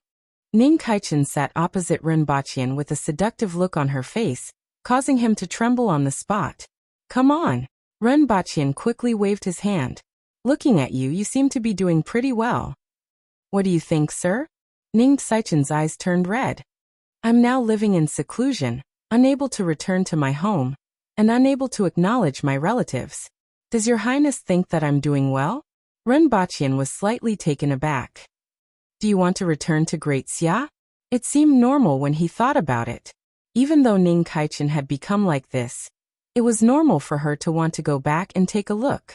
Unfortunately, he couldn't go back with his original identity. He didn't expect Ning Kaichin to roll her eyes and ask, "Why should I go back? That bunch of old guys are always pointing fingers at me. Now that I'm free and have the body of a woman, I'm many times happier than before. Why should I go back and take care of those old guys? Besides, if I go back, those old guys will be furious." Ren Baqian didn't understand the situation with the Ning family, but he believed the last sentence. If Ning Kaichin went back with this seductive look, the ancestors of the Ning family wouldn't be able to keep their coffins closed. Are you really not going back? Ren Baqian asked with a smile. Ning Kaichin felt aggrieved and replied, Of course not. Besides, I can't go back even if I want to. What I want now is to find someone to marry, and then spend the rest of my life as a wife and children. However, who would dare to marry me like this? In that case, do you have any ideas of doing something for me? However, I have to leave Great Xia and even Dayo far away. I won't be able to go back in the future and completely cut myself off from my past. As for the benefits, I can make you a real woman. Before Ren Baqian could finish speaking, Ning Kaichin pressed the table and stood up. Is what Zhao Prince consort said true? She couldn't contain her excitement. She spun around on the ground twice and muttered, How is this possible? How is this possible? How is this possible? Your Highness, are you lying to me? Let me finish. Ren Baqian stretched out his hand and pressed it down. You still can't give birth, but it can make you like a woman in other aspects. Whatever a woman can do, you can also do. Whatever a woman can enjoy, you can also enjoy. In short, it will make you a real woman, except that you can't give birth. Are you really not lying to me, Your Highness? Ning Kaichin was both excited and doubtful. How could this be done? Why would I lie to you? I want you to do things for me, and I can naturally do what I promised you. Otherwise, how can I let my subordinates work with peace of mind? However, the price is that you can no longer return to this land. Of course, if you do your job well, I can help you collect some materials for the sword cultivation pool, so that you can nurture swords and extend your lifespan to at least the same as an ordinary person's. Before Ren Baqian could ask if she was willing, Ning Kaichin hurriedly said, I'm willing. Of course I'm willing. It was as if she was afraid that he would go back on his word. Just don't regret it in the future, Ren Baqian said faintly. I won't regret it. Your Highness, you don't know what it's like to have such a body that is neither male nor female. As long as I can become a real woman, I won't regret it no matter what lies ahead. Ren Baqian looked at Ning Kaichin. Earth might be a better place for Ning Kaichin. Once he went there, he couldn't come back. This way, he would be in complete control because he had no other choice. In terms of strength, Ning Kaichin, who had a spirit sword, wasn't weak at all, and was even stronger than an ordinary earth wheel expert. In terms of temperament and wisdom, Ning Kaichen wasn't bad either. All he had to do was send her to the Kingdom of Thailand. Get ready. There's no need for the things here. I'll get someone to bring you in before you arrive at the palace tonight. Your Highness, where are you going to send me? What are you going to do? Ning Kaichen asked. Just now, he didn't ask what Rinpochian wanted him to do and immediately agreed. This showed how attractive a 3-day trip to the Thai kingdom was to him. It's far away from Great Xia and Dayo. From your tone, it's not the Chen kingdom. Where would it be? You don't need to know too much now. I can tell you that the task isn't difficult. Besides, life there is much more comfortable than here. Rinpochian smiled, got up, and walked out. Bring your spirit sword. It's called green bead, right? I got it. After choosing the person, there was nothing else to worry about. The next step was to decide on the Empress's relatives. After all, it was a little outrageous for the Empress to be alone. Forget about Hongwu, Tongjinya, and the other bastards. None of them were good people, but as long as there was one, this wedding would be ruined by them. In fact, there were only a few people to choose from. Xianja, Lin Xiaola, Qing Yuan, and Hong Wuan. Now there was Ning Kaichen. Chapter 860. Your Majesty, Your Highness, I have brought them here. Xianja brought Ning Kaichen, who was dressed in purple and had a sword on her back and a small bag in her hand. Seeing the Empress, Ning Kaichen bowed slightly, and used the etiquette of Great Xia women. Greetings, Your Majesty, Your Highness. The sword on her back trembled slightly. The Empress glanced at her, and continued to focus on the laptop screen. Speaking of which, this laptop was a little old. Rinpochian was checking the leather bag in his hand, which contained the medicine for the nourishing soup. The medicine couldn't be stopped. He looked up at Ning Kaichen and said, I'll give you one last chance to back out. I'll never regret it. So be it. In fact, the other side is pretty good. There are mobile phones, computers, comics, TV series, and movies. There are abundant resources, a rich life, and plenty of food, drinks, and entertainment, Rinpochian said. This was indeed the case. This world couldn't be compared to Earth in terms of resources and entertainment products. Of course, this was only for now. Although she didn't know what Rinpochian was talking about, Ning Kaichen was even more curious about where they were going. At the same time, she was curious about the clothes they were wearing. Rinpochian was wearing a pair of shorts and a t-shirt, the Empress was wearing a long red dress, and Qing Yuan and Hong Wuan were also wearing long dresses. Their clothes looked very different from Dayo's. Rinpochian looked up and asked, Commander Xianja, where are your casual clothes? Rinpochian had bought clothes for Xianja on his previous trip to Earth. Qing Yuan and Hong Wuan knew that they were going to be brought over this time, so they had already changed into their clothes. I've buried them. Xianja pushed up her glasses. Rinpochian was confused. What did she mean by burying them? Forget it, let's go like this. I'll have to get someone to send 2 sets of clothes. Not only Xianja, but also Ning Kaichen's clothes weren't suitable. She was excited to go back to Earth to see her good friend, the husky. However, she started to feel sleepy after 5 minutes of excitement. 10 minutes later, she was in a daze and was sitting on the ground, her head bobbing. Caught her. Rinpochian waved his hand. He originally wanted to get someone to cover Ning Kaichen's eyes, but it would only take a moment. Furthermore, he would be able to guess everything after coming into contact with Earth's knowledge, so there was no need. Rinpochian grabbed the Empress with one hand and grabbed Ning Kaichen with the other. Then the surroundings instantly changed. Everyone had already appeared in a hotel room. This is? Ning Kaichen widened her eyes and looked around. In an instant, everything around her had changed. The room wasn't big, but it was clean and tidy, with bright glass windows that let in the sun. In Ning Kaichen's eyes, the hotel's decorations were luxurious. In particular, the golden wallpaper at the back of the bed was simply vulgar in Rinpochian's eyes, but it was completely different in Ning Kaichen's eyes. More importantly, it was clearly night just now. How did it become daytime now? Lin Xiaola, who had arrived on Earth, was also energized. She squatted on the ground and raised her head. Oh, woof! Don't shout, Your friend isn't here. He patted her head. Where is this? Ning Kaichen asked as she carefully sized up her surroundings. You will know in the future. Ren Baqian looked at Ning Kaichen curiously. Green bead, how's your sword? Can you still command? Ning Kaichen didn't understand. She moved her fingers, and green bead sneakily flew out of the scabbard. It circled around Ning Kaichen's waist as if trying to avoid the Empress's sight. It seems like it hasn't been affected. Ren Baqian nodded. This was the best. The room was a suite with separate rooms. The Empress took Qing Yuan, Hong Yuan, and Xianja outside to watch television, leaving Ning Kaichen behind. Ren Baqian left her behind, went out for a walk, and bought 2 sets of clothes. Xianja wore a suit, a short skirt, and a white shirt. Ren Baqian always felt that it was more compatible with her bespectacled image. In this outfit, she was simply the best candidate for a secretary. As for Ning Kaichen, she wore a pair of unisex clothes, long pants, and a casual coat. Coupled with her seductive image, she looked quite like an older sister. The only flaw was that her chest was flat, even flatter than Lin Xiaola's. However, this wouldn't be the case after he returned from Thailand. Your Highness, where exactly is this place? I looked outside just now, and it seems to be a strange place. Anyway, it's not any place that I know of. Ning Kaichen asked after changing according to Ren Baqian's instructions.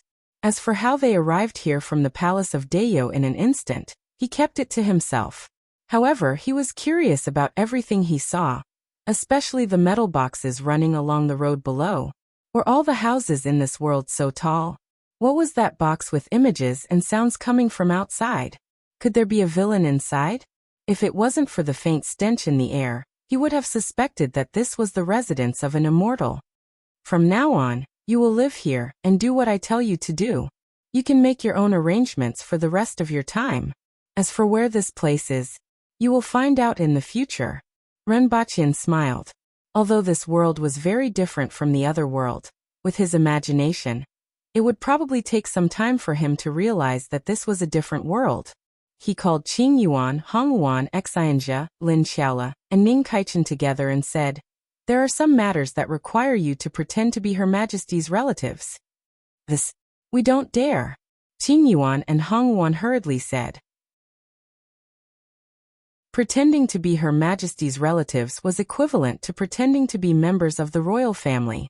There's nothing to be afraid of. This time, you have to pretend to be Her Majesty's relatives. Otherwise, things will be difficult to handle. This is a serious matter. Xianja is Her Majesty's cousin, and the others are Her Majesty's cousins. Remember this. Also Ning Kaichen, you will pretend to be Her Majesty's good friend. I'm climbing up the social ladder. Ning Kaichen rolled his eyes. He probably wouldn't be able to change his flirtatious attitude. If they sent him on a 3-day trip to Thailand, he would probably become a demon when he came back. What does Your Highness want us to do? Nothing much. Just hold a wedding according to the traditions of this world. That's all. Alright, just remember who you are. If someone asks you, just say so. I can show you around today. Ren Baqian clapped his hands. Qing Yuan and Hong Yuan immediately looked happy. They had only gone out once before and spent the rest of their time in that villa. Both of them were curious about the outside world.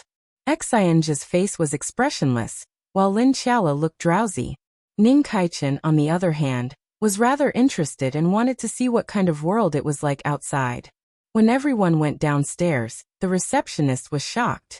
When did so many outstanding women go up? No one thought of the girls in the small cards. After all, with their eyesight, they could tell at a glance. What made them curious was when so many outstanding women came to the hotel. After all, as long as they saw them once, they would never forget them. The hotel was in the city center, and Ren Baqian was ready to eat something first. However, he didn't go far before he saw a fight. Both of them were dressed like ordinary people, but they bumped into each other while walking. As a result, both of them were a little aggressive. Are you blind? How can you say that? What's wrong?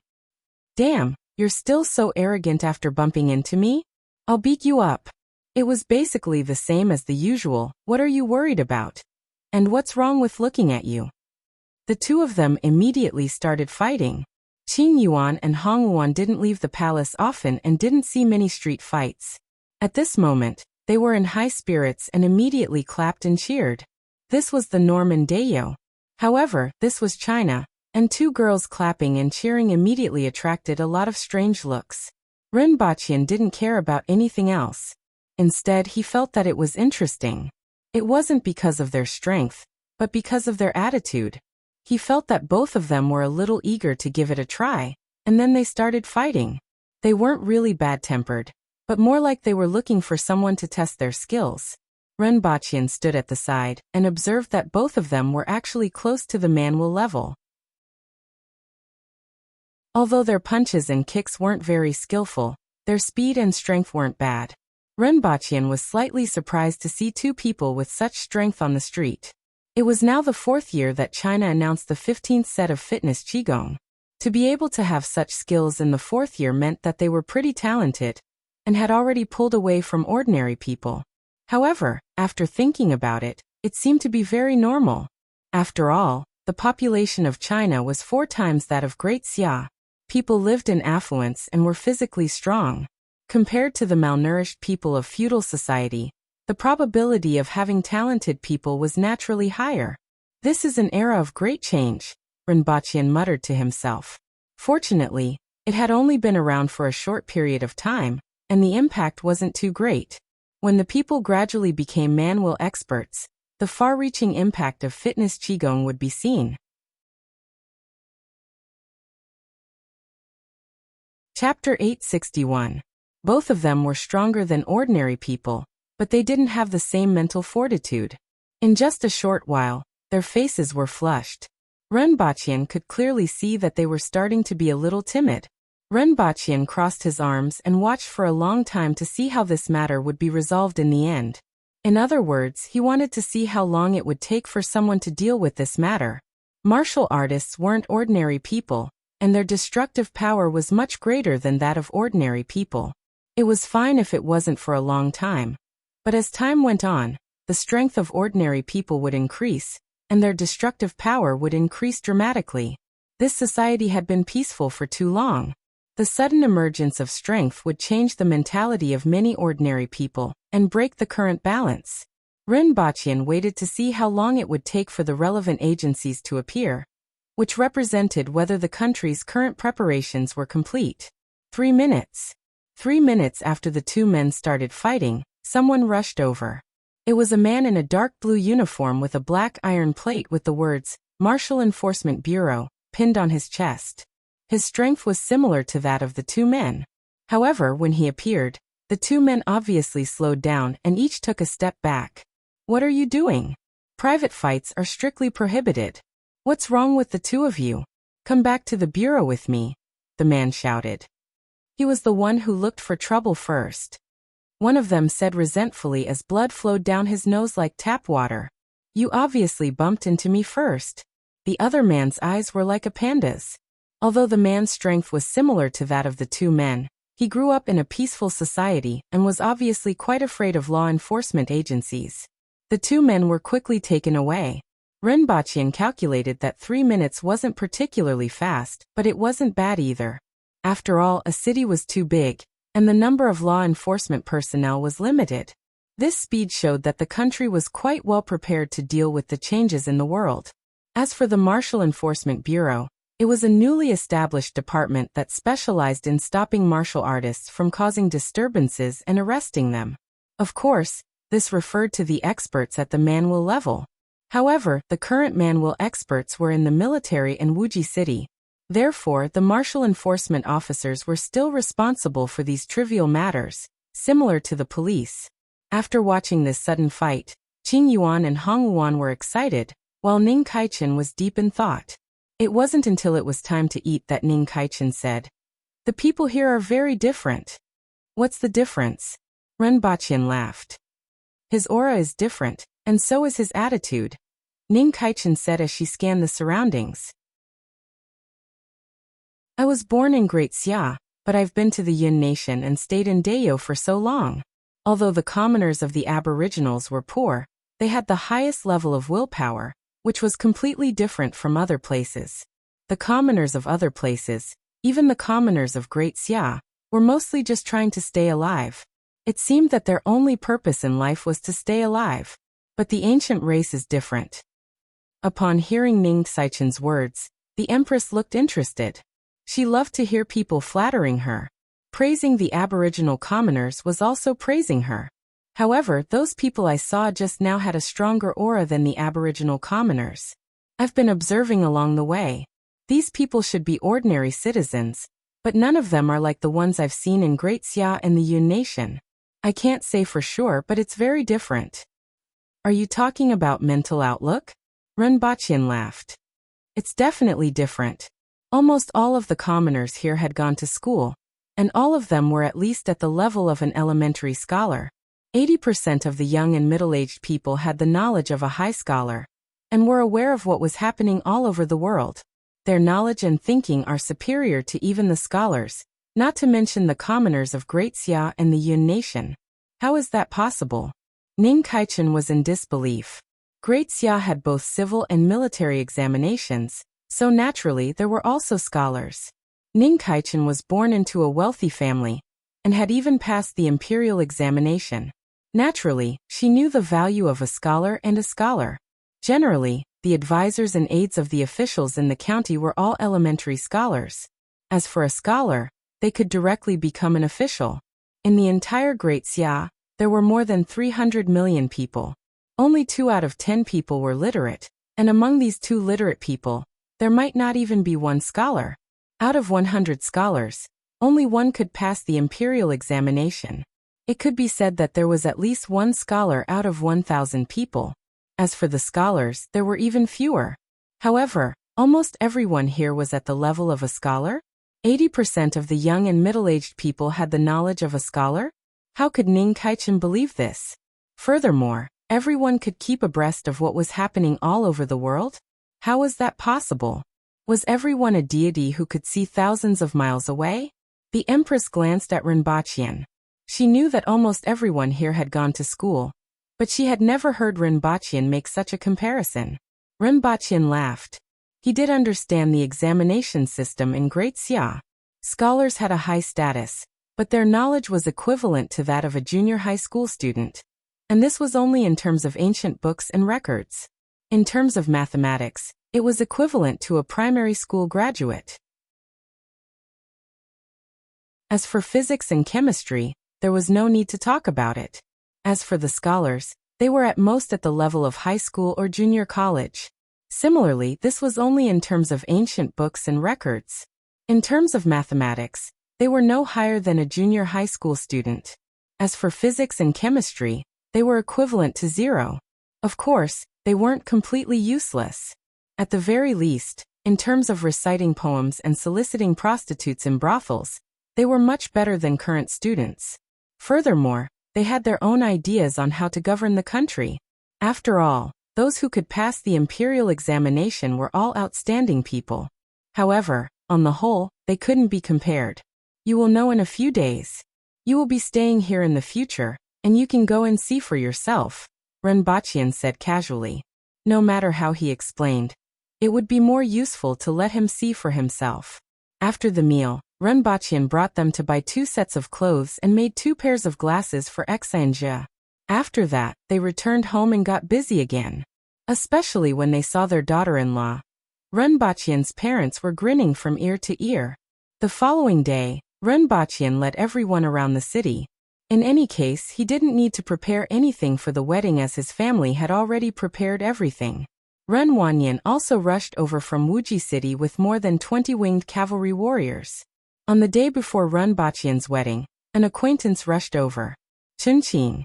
To be honest, Renbaqian had a very good impression of him. At that time, he was still an ordinary person, and Chunqing and Papa Chen did not let him down. However, he became busier and had too many responsibilities. As a result, he had less contact with Chunqing. However, the 2 of them still talked on the phone occasionally. As a result, other than his parents, relatives, and friends, only Chunqing knew that he was getting married here. Brother, I have arrived. Do you want to come out for a drink? Do you want me to hold a bachelor's party for you? Chunqing, who was on the other end of the phone, had a naughty smile on his face. Ren Baqian's expression immediately became very interesting. Not far away, the Empress, who was playing with her phone, immediately pricked up her ears. Another bachelor's party? The Empress's mouth curled into a smile as she looked at Ren Baqian. However, there was a dangerous glint in her eyes.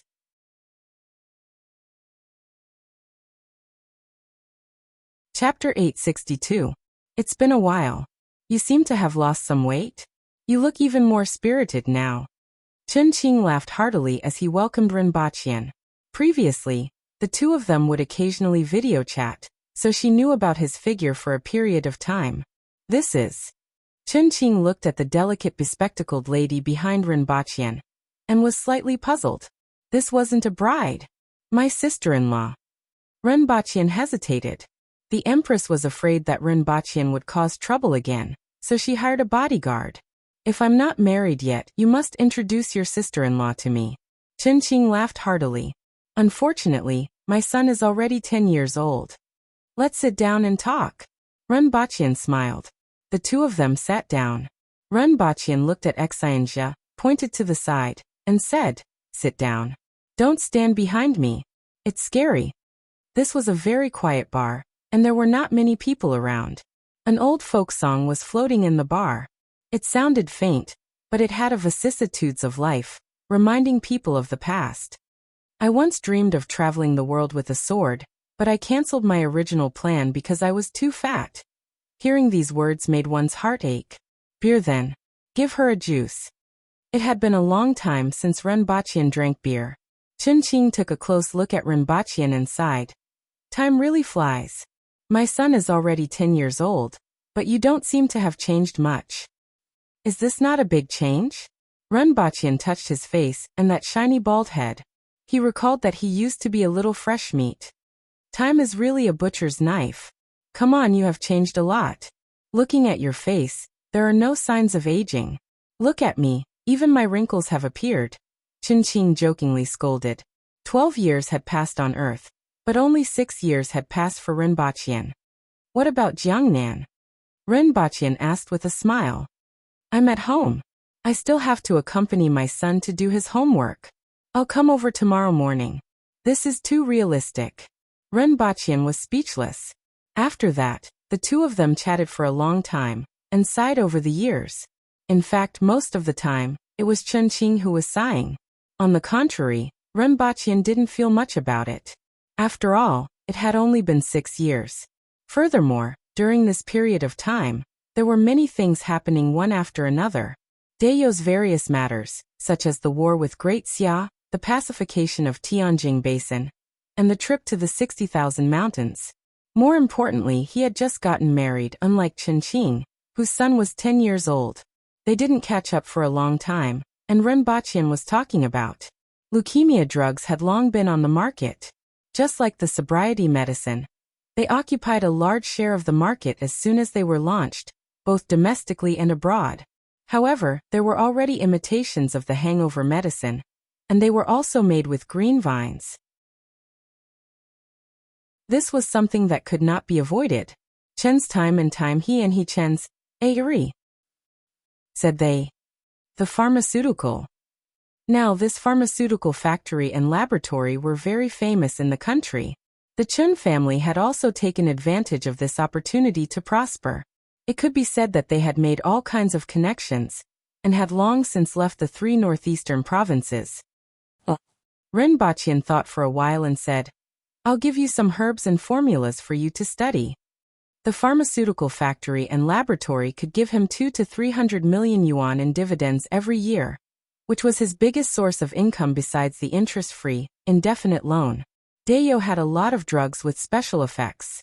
Bringing 2 that could be developed on Earth would bring the pharmaceutical factory and laboratory to a higher level. Although they could only provide a source now, they might be of great use in a decade or decades when the influence of the pharmaceutical factory and laboratory was greater. The two of them chatted late into the night, and Xianjia was holding a beer mug instead of a juice glass. Her face was flushed, and her eyes were glazed over. Ren Baqian had no choice but to bring Xianjia back. Any later, and he would have to carry her back. She would die. Nothing happened along the way. When they entered the elevator, Xianjia, who was blushing, finally asked, "Your Highness." Rinpoche turned to look at her. "How did your brain become so bright?" Xianjia blurted out these words out of her mouth. Rinpoche was speechless. "Can't we chat?" "Huh." Looking at Xianjia's inquisitive gaze behind her glasses, Rinpoche replied, "Probably using love to generate electricity." Rinpoche pondered. Wasn't it for Her Majesty? Otherwise, how could he practice that technique? Otherwise, how could he be so bright? This was all because of his deep love. Xianjia's eyes flickered a few times. She suppressed her emotions and asked softly, Are we still doing the electric shock experiment?" Rinpoche was taken aback when he heard Xianjia's voice and words. Why did she bring this up? Of course, Rinpoche wanted to say that he definitely wouldn't do it. However, when he saw Xianjia's calm gaze, he didn't say that word. "Do you like the electric shock experiment?" Rinpoche subconsciously recalled the scenes from that time. It was like watching a movie in slow motion. Xianjia thought about it and answered honestly, "I'm a little interested. I think it's interesting. That experiment gave me a different feeling, one that I've never felt before." Of course, Rinpoche knew that it had never happened before, but he really couldn't explain the specifics to Xianjia. Besides, Xianjia had never come into contact with such things. "Of course, there will be more experiments. I'll let you know when the time comes," Rinpoche said. "Okay." Xianjia responded. Rinpoche rubbed his head. He didn't expect that Xianjia, who was usually cold and cheerless, was actually a masochist. He drew an equal line with Ning Kaichin. "Forget it. It was a pleasure to help others. You don't have to praise me for doing a good deed." The next day was the wedding. Rinpoche was manipulated like a puppet for a long time before he went to fetch the bride. As soon as he got out of the car, Renwanyin came over and asked with a smile, "Are you nervous?" Rinpoche gave him a slap on the head. He wasn't nervous, but he felt that it was quite fresh. Even though this was his second marriage, it was still his second. However, he was the one who was fetched the last time. He turned to look behind him. Chen Qing, Renwanyin, Ding Jia, and the 10-winged cavalry warriors were all there. He nodded with satisfaction. He was considered strong in this aspect. "Go upstairs." When they reached the floor, Rinpoche knocked on the door, but there was no response. Rinpoche twisted the doorknob, but it was locked from the inside. "Heh, I have to open the door first, right?" Rinpoche suddenly laughed. Under normal circumstances, he should have used a red packet to knock on the door, right? However, Qing Yuan and Hong Yuan were inside, so the red packet was definitely useless. Rinpoche took out a bag from behind his waist and said, "White rabbit creamy candies. Who wants them?"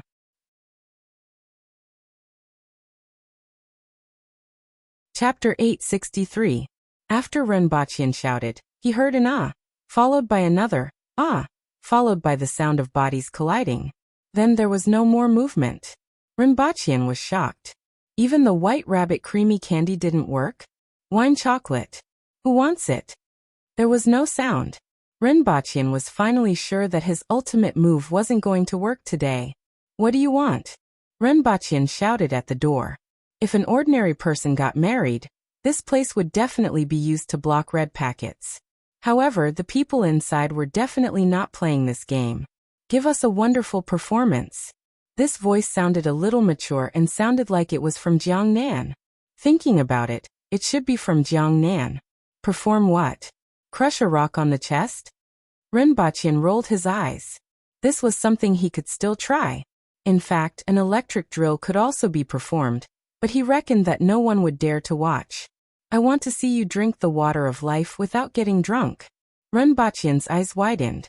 "Water of life? 1,000 cups without getting drunk? Which bastard? You want me to perform 1,000 cups of 96 degrees vodka without getting drunk? Can I still live after drinking it?" Judging from the purposeful voice, it was either Qing Yuan or Hong Yuan. It was more likely to be Qing Yuan. Rinpoche took 2 steps back, waved his head at the winged cavalry warriors behind him, and said, "Go tear down the door." The cameraman immediately went numb.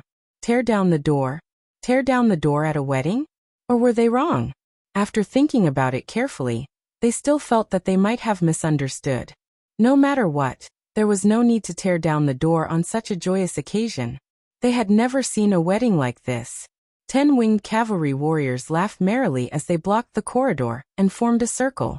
Old Man Gang, 2 sounds. In fact, it was rock, paper, scissors, but they called it Old Gang. Old Gang. Old Gang. Old Gang.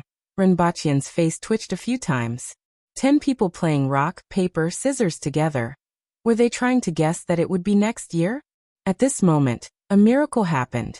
The 10 men laughed together, and one of the winged cavalry warriors was kicked out of the crowd. Go. Rinpoche pointed at the new security door in front. Should I demolish it from the inside or from the outside? Since the winged cavalry warrior had been kicked out, he was willing to concede defeat and spoke rather heroically. Outwards. All right, watch me. That winged cavalry warrior clenched his fists and made a cracking sound. Then he smashed his fists on both sides of the door. Rinpoche felt the entire floor shake. Aya! A scream came from the other side of the door. It sounded like someone from Jiangnan. 2 cracks appeared on the walls on both sides of the door. The places where the fists hit had been pierced through, and the figures inside could be seen. The eyes of the cameraman behind them were wide open. Although many people had gained a lot of strength after cultivating the 15th broadcast Qigong, to be able to punch through someone's body with a single punch, not to mention how much strength was required, was his hand all right? However, what happened next caught them off guard. The security door opened quickly, and a lady stepped forward. She reached out and pressed down on the bald head of the winged cavalry warrior. Bang! The entire floor shook again. The tiles on the floor of the corridor were all cracked open, and half of the winged cavalry warrior's head was pressed in. Bang! The security door was slammed shut again. Only a bunch of people were left staring at each other. Should we call an ambulance? The cameraman's legs and stomachs were trembling. They had never seen such a situation during a wedding reception. How much hatred did they have? Swoosh! The winged cavalry warrior propped himself up with both hands, pulled his head out, and shook it, causing his nose to bleed. Rinpoche's head was throbbing. That was Xianja. Given her character, she definitely wouldn't do such a thing under such circumstances. Needless to say, it must have been the Empress's instructions. Rinpoche looked at the 2 holes on the side of the door. One of them was just enough for him to put his hand in to open the door. They probably wouldn't hit him, right?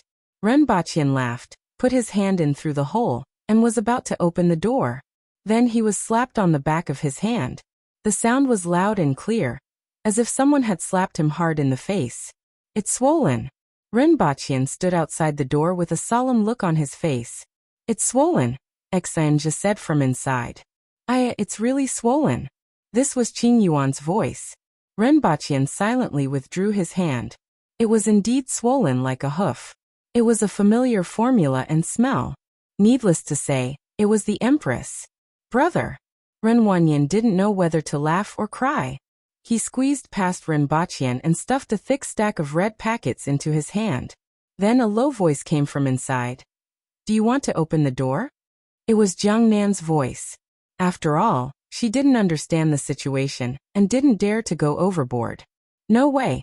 This time, it was the Empress's voice, and she didn't try to hide it at all.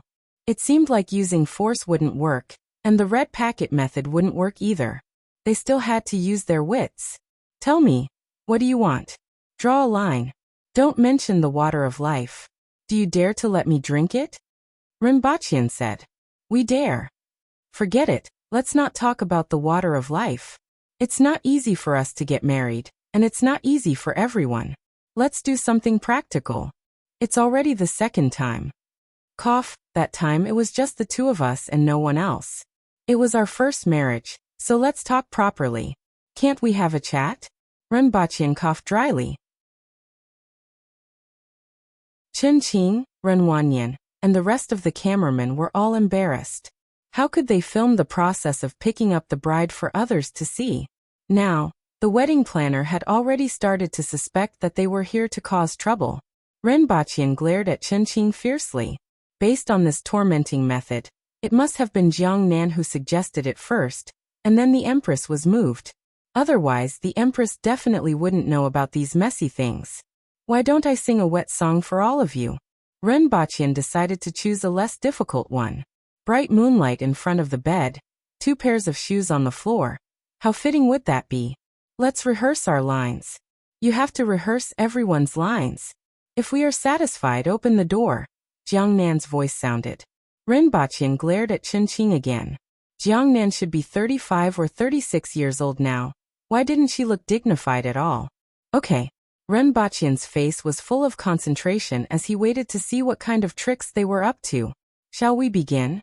Jiang Nan shouted from inside the house. Let's begin. You are here? Renbaqian thought for a while.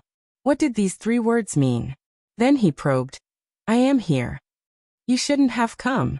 Renbaqian was speechless. Nonsense, if I didn't come, where would I go? However, Renbaqian knew that this was Gulongfeng. Jiang Nan's lines were pretty good. But I'm still here. Since you are here, you have to leave the things behind. Renbaqian turned his head and looked at Chen Qing. His eyes were filled with questions. What things? However, he followed along and said, I can leave the things behind, but I have to bring the person with me. Chen Qing spread his hands. How would I know what things are? Renbaqian. That's your wife. Bring the things over first. Jiang Nan's voice sounded. Renbaqian thought for a while, grabbed a bunch of white rabbit creamy candies, and threw them in.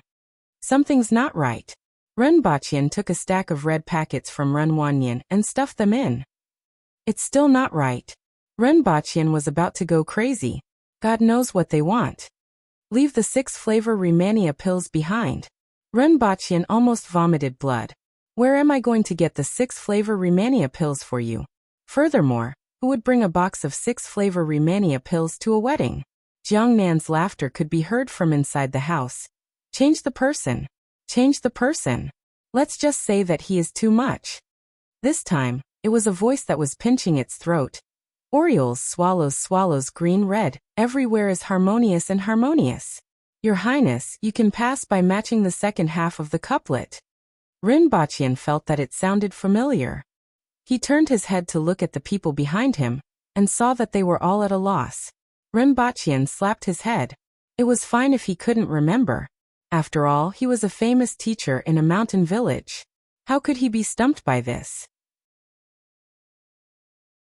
He immediately said, flowers, flowers, leaves blooming and falling year after year, day after day, day after night. Qing Yuan stuck out her tongue in the room and exclaimed happily, You passed, you passed. In the movie it was rain, wind, flowers, leaves, leaves, year after year, day after day. The reason why she came up with this couplet was because of the phrase year after year, day after day, day after day. Even though she didn't know any poems or couplets, she knew that even though Renbaqian's answer was slightly different, it was almost the same. As such, she was rather happy.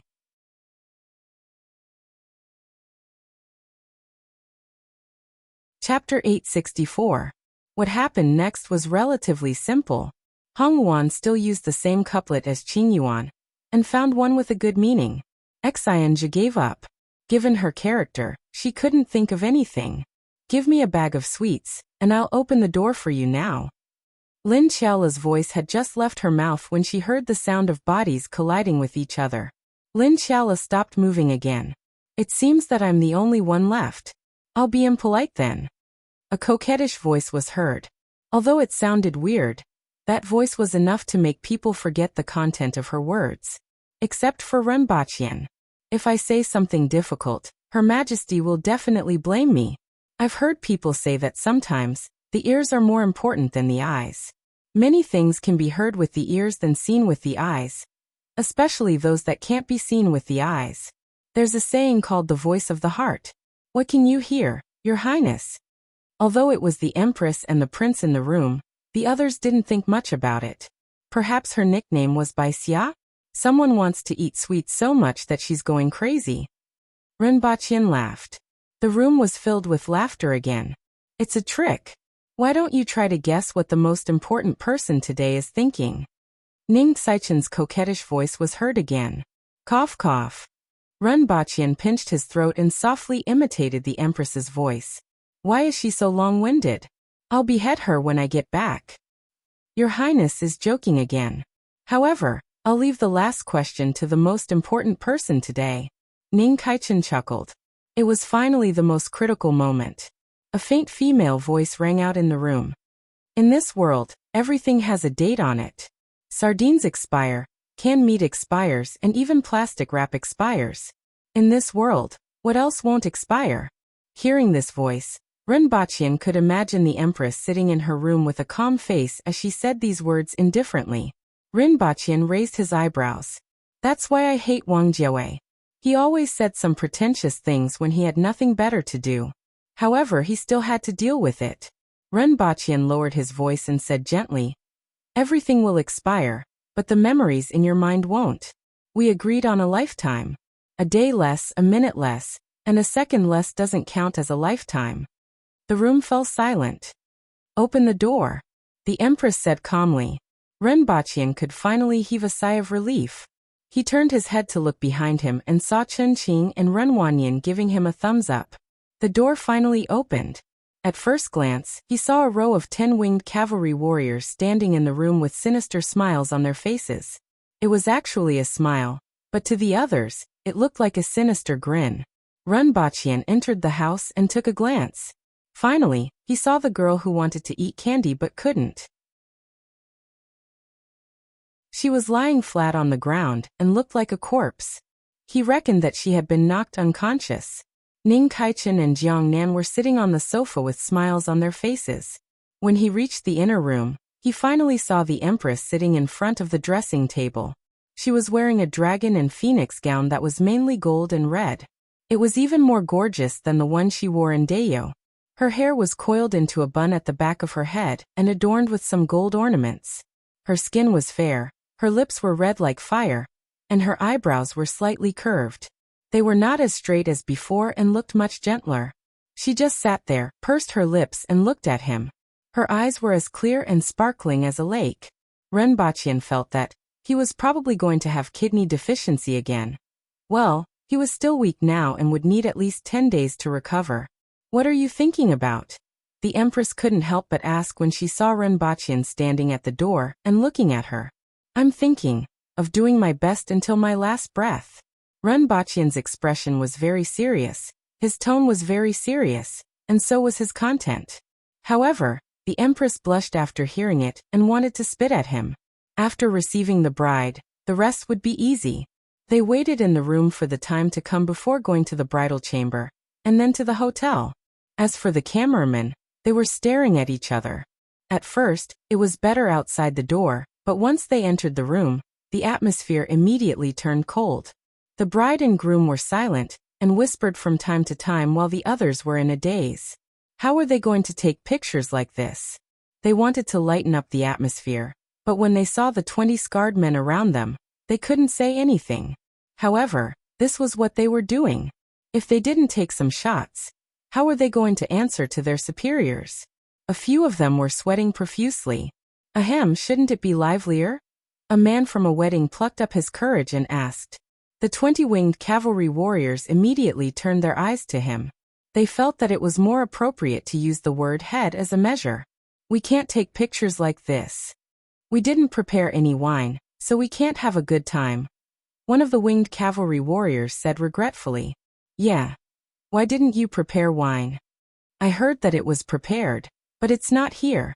By the way, little bean, I haven't had a drink with you in a long time. One of the winged cavalry warriors looked at Ding Jie, who was smoking a cigar. I'd be a fool to drink with you. Ding Jie looked at them with disdain. This group of mountain kids would play finger-guessing games after drinking, but was that something humans could play? Little bean, are you looking down on us? The 20 pairs of eyes were like 40 knives stabbing at him. Ding Jie's face darkened. I have something to do later. Hee hee. The 20 of them sneered at the same time, giving him goosebumps. He had a bad feeling about this. Let me tell you, if you don't drink, you are looking down on us. I don't need to tell you what happens to people who look down on us, right? I'll drink. Ding Jie's face immediately turned ashen. When the time was up, everyone set off again for the new residence before heading to the hotel. With 20 winged cavalry warriors standing there, anyone would have to think twice before speaking. Not long after they arrived at the hotel, a bespectacled middle-aged man found Ren Baqian. Congratulations to Mr. Ren and Madam Qi on your wedding. I'm Lu Chongqing, and this is Mr. X's congratulatory gift. He didn't say his name, but Ren Baqian knew who he was the moment he said his surname. It was the gentleman who had retired. The congratulatory gift was a framed piece of calligraphy. Tie the knot, a match made in heaven. The calligraphy was written in flamboyant calligraphy. Ren Baqian felt that it looked better than his own calligraphy, which looked like a chicken's claw. Of course, the most important thing was the sincerity. Although that gentleman had retired, his status wasn't ordinary. In particular, the inscription at the bottom was enough to make the city officials smile at Ren Baqian. Ren Baqian decided to hang this calligraphy at the entrance of his house to ward off evil spirits. Of course, he couldn't hang it at home. Who would see it? He would hang it at the entrance of his house. If that gentleman knew what Ren Baqian was thinking at the moment, he would probably vomit blood.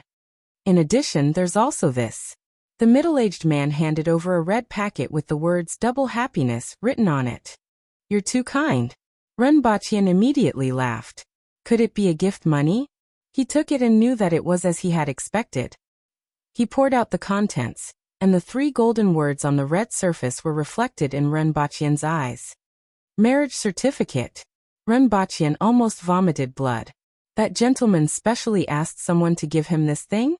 Sir said that this is a legally protected marriage, Su Qingsang said. The middle-aged man recalled the old man's expression when he handed this thing to him. It was like a mischievous child, and he laughed.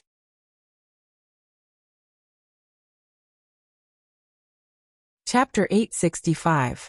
After the old man's men left, there were still more than a dozen waves of gifts. These people were all big shots and were ranked on the wealth list. However, given their status, it wasn't appropriate for them to appear on such occasions, so they sent their men. The first was the pig farm owner, who was the father of Lin Xiaola's good friend's master. He sent a pig. It was really a pig. Fortunately, it wasn't sent to the hotel, and was sent directly to a house along with the house key. Next was another big shot in the IT industry, Boss Ma's man who could become stronger by topping up money. As for the rest, some were in the IT industry, some were in the beverage industry, and some were in the automobile industry. If the names of these people were to be leaked, it would cause a stir in the economic and entertainment media. Ren Baqian naturally knew their purpose. Now that the effects of martial arts had gradually begun to appear, many people, especially the rich, felt a sense of crisis. When an individual's martial arts reached a certain level, especially when the number of individuals with superior strength increased, the expansion of strength would naturally give rise to all kinds of desires. At this time, wealth and status were no longer enough to protect them. Under the circumstances that their own cultivation was slow, they needed good martial arts and bodyguards. Coincidentally, both of these were in Ren Baqian's hands. Putting aside the martial arts manuals, Ren Baqian's martial arts centers now had a total of 6 branches. 2 of them were in the capital, 2 were in Shanghai, the largest one was in Wuxia City, and the last one was in Yang City. These martial arts centers didn't advertise or participate in competitions, but they were quite famous.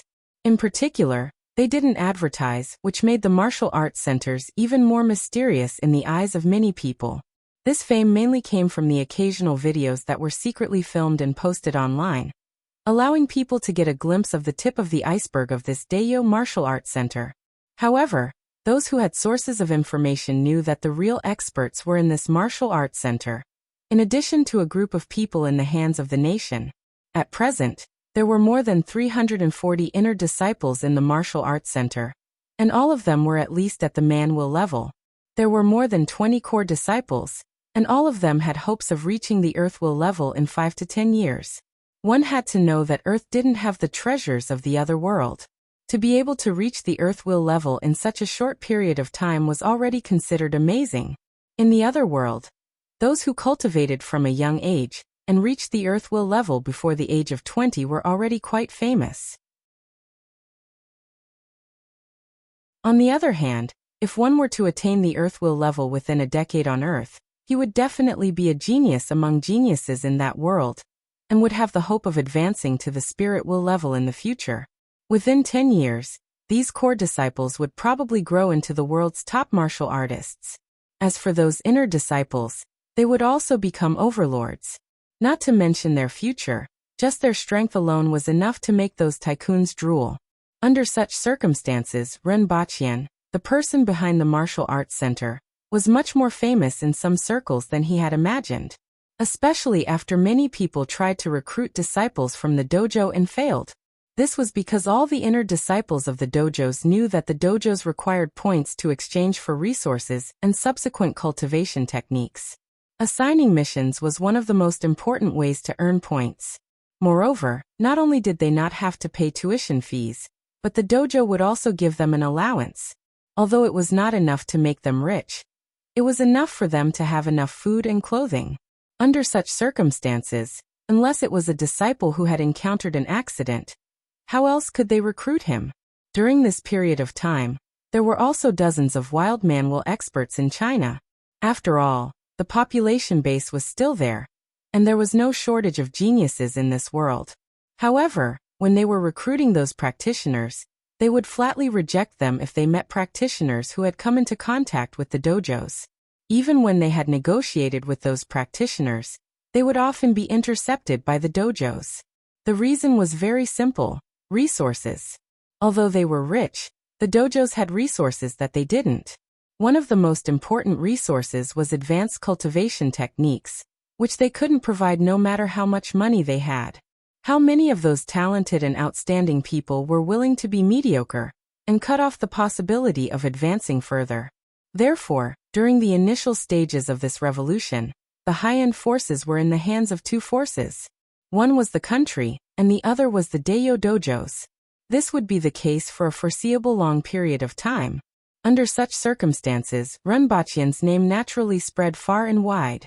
In particular, the owner of the pig farm hired 2 experts from Ren Baqian as his bodyguards.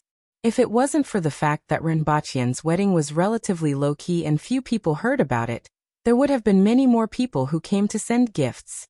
"Mr. Ren, this is a gift card from our boss." A middle-aged man presented the card with both hands. Ren Baqian took it and glanced at it. It was Li XX, a big shot in the IT industry. He gestured to the winged cavalry warrior and said, "Send this person out." The middle-aged man's face suddenly changed. "Mr. Ren? I don't like your boss." "I won't accept this gift," Ren Baqian said faintly. "Mr. Ren, our chairman has never seemed to have any unhappiness with you. Besides our chairman's identity, your boss's identity has nothing to do with me. It doesn't matter whether we have any unhappiness or not. The key is that I don't like him." Ren Baqian sneered. The middle-aged man wanted to speak again, but the winged cavalry warrior grabbed him by the neck like a chicken and dragged him away. This sudden turn of events made everyone's expressions change. The person behind this middle-aged man was also one of the top 20 richest people on the list. They didn't expect Ren Baqian to chase him away, without even accepting the gift. This made people doubt the truth of the matter. Perhaps that big shot really didn't know when he had offended Ren Baqian. However, the person in front of him was too bold. Although everyone was currently interested in befriending him, there was still a huge gap between his status and that person's.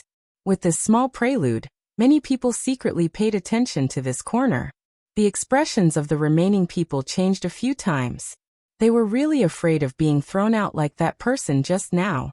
However, the mission still had to be completed. This time, everyone's hearts were in their mouths.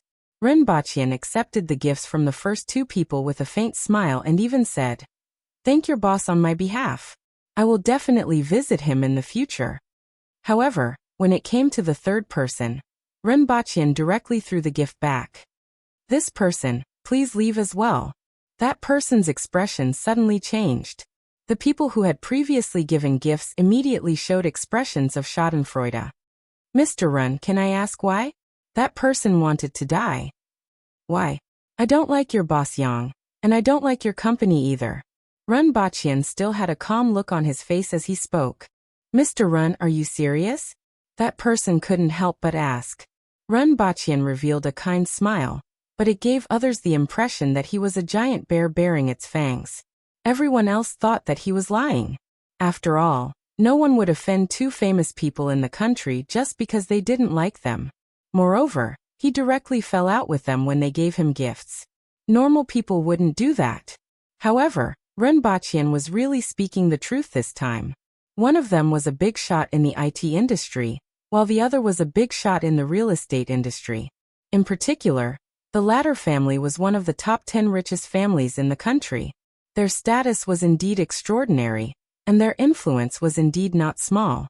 If it were someone else, they naturally wouldn't offend them so easily. However, Ren Baqian didn't care. Would they bite him? He only knew two things. Back then he wanted to have his foreskin circumcision. In the end, he was tricked by his previous company into going to a certain private hospital.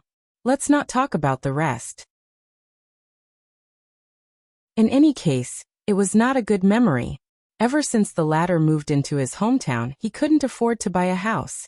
Of course, that was more than 10 years ago. However, Ren Baqian remembered it very clearly. Ren Baqian didn't know how much those things had to do with them, and he couldn't be bothered to care. In any case, he just hated them. As for this being a wedding, a joyous occasion. Sorry, this was a second marriage, or rather a performance.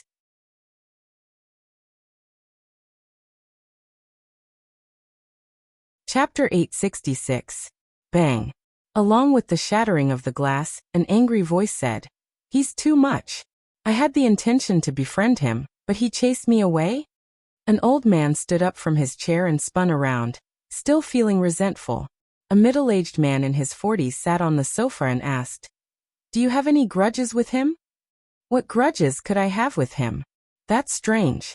However, this matter is indeed a little too much," the middle-aged man said thoughtfully. In any case, the old man was one of the top tycoons in China, and he had taken the initiative to express his goodwill. He didn't expect to be chased out before he could even deliver his gift. This was simply the worst form of humiliation. "What should we do next?" the middle-aged man asked again. The old man smashed another piece of porcelain before sitting on the table, and thinking seriously. Block all information about his martial arts center. Is this appropriate?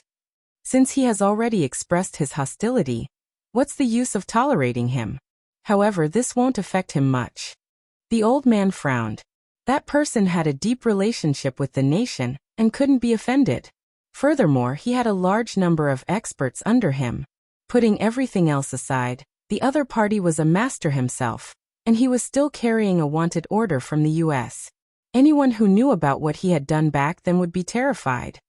Forget it, there's no need to block information. It would make me look petty. Let him be. The old man waved his hand. Flowers didn't bloom for 100 days, and people didn't have 1,000 days of happiness. He would find a suitable opportunity in the future to settle this score with him. Increase your efforts to find those experts among the common people. We will do this. In another location, a few men and women were using a video call to say similar things. The wedding was yesterday. Ren Baqian had changed the wedding process at that time.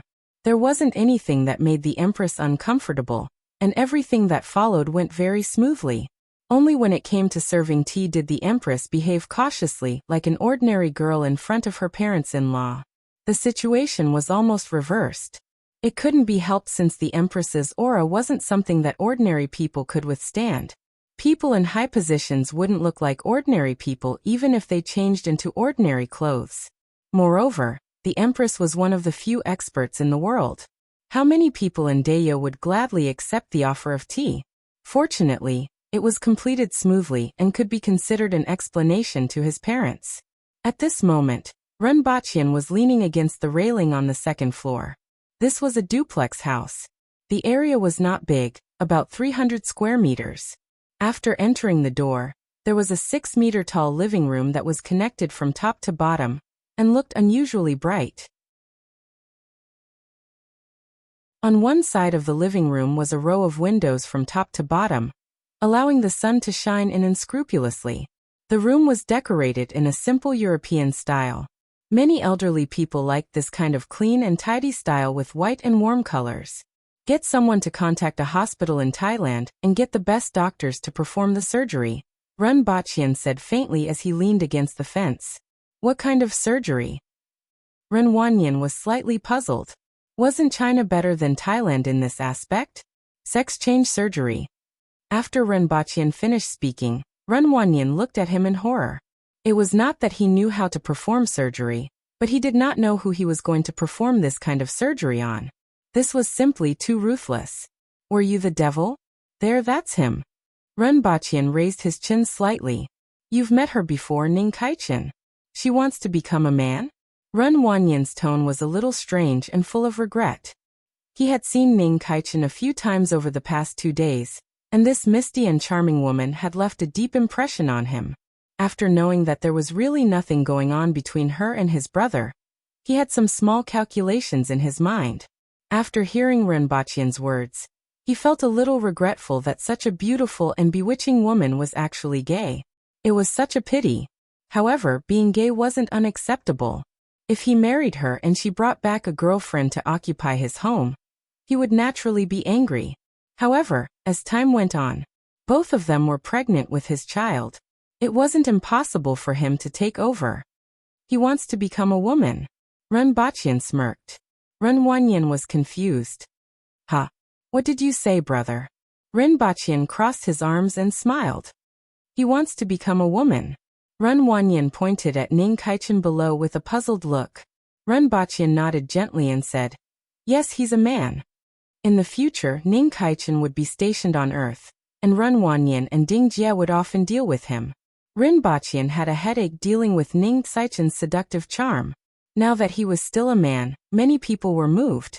If he really became a woman, it would be quite a scary thing to think about. Just in case, Ren Baqian let his younger brother handle this matter. After knowing Ning Kaichen's true colors, Ren Wanyan shouldn't have any other ideas. Ren Wanyan opened his mouth and felt that he was about to lose the ability to speak. The woman below, who was exuding a seductive aura, was actually a man? It was simply unbelievable.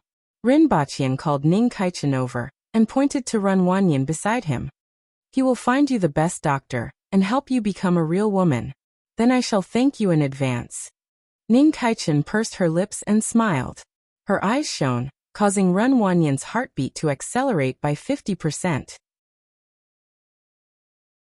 However, when he thought that the other party was a man, he felt like a bucket of cold water had been poured over his head.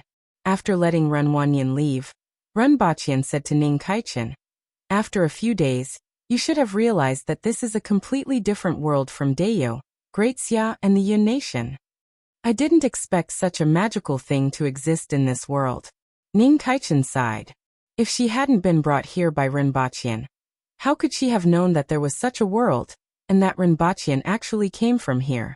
She wouldn't have even dreamed of it. It's indeed magical, Ren Baqian said softly.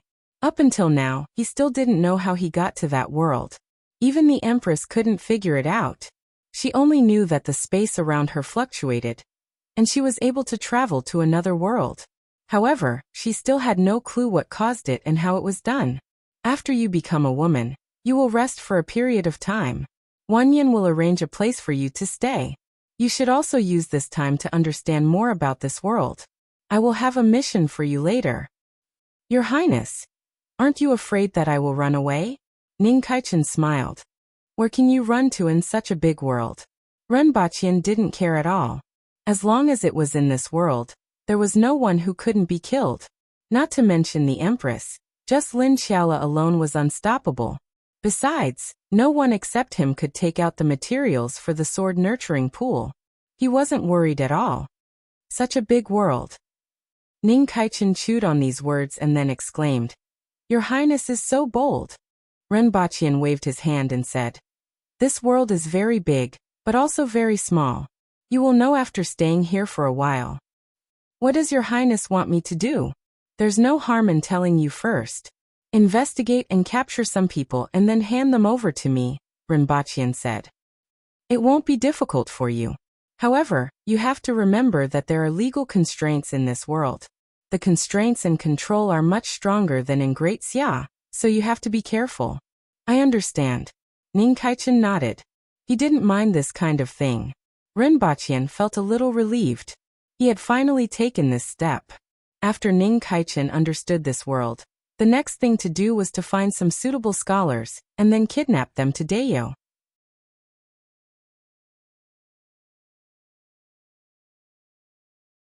Chapter 867. Kidnapping scholars was a long-term plan, and also a means to analyze this world. The academy was the foundation. After the lantern-grabbing contest on the 15th day of the first lunar month, the academy officially reopened. You did a good job last time. Rinpoche patted Lin Mingsheng on the shoulder and smiled. Dayo now had the Aboriginals, the Jing tribe and the people of the Yun nation. All of them had to act according to the law, which was what Rinpoche wanted to achieve. At the very least, he couldn't let Dayo have a situation where the Aboriginals were superior while the Jing tribe and the people of the Yun nation were inferior. Whether it was the enactment or implementation of the law, this had to be shown. However, Rinpoche also knew that this would take time. After all, the Aboriginals had the biggest fists, and the entire imperial court was ruled by the Aboriginals. It was impossible to make everyone equal immediately. Just like this time, even if Hongbao killed that kid, he wouldn't receive much punishment. The punishment was because he didn't act in accordance with the Empress's decree, not because he killed the son of the warlord at will. If the son of the warlord was like this, there was no need to mention the ordinary people. Therefore, not only must the people and officials be restrained by the law, but they also had to support the other two races, and give them a certain amount of power to speak. This way, a more balanced situation could be formed. Yes, balanced. Thank you for your praise, Your Highness. Lin Mingsheng responded with a smile. How are you doing in language and mathematics? Rinpoche asked again. I've mastered the basics of language. As for mathematics, I've studied the calculation classics of Xia Court, and many places are recorded in it. I've learned a lot by comparing the two. For this batch of new students, you will be teaching these two subjects, Rinpoche said. It was the day of another batch of new students. This was the fourth batch of students at the academy. In fact, only the first batch of students was taught by Rinpoche from beginning to end. The second half of the second batch was taught by the robots and senior students. As for the third batch, Rinpoche only taught for 2 months after returning from the 60,000 mountains. Next, Rinpoche would focus on the second and third batches of students. As for the new batch, there were 2 classes and 100 students. Lin Mingsheng, the senior students, and the robots would be in charge. This batch of students included his chief disciple, Zhang Kaixian, as well as 14 other youngsters from the Jing tribe. The rest of the students were the children of low-level officials, and the rest were commoners.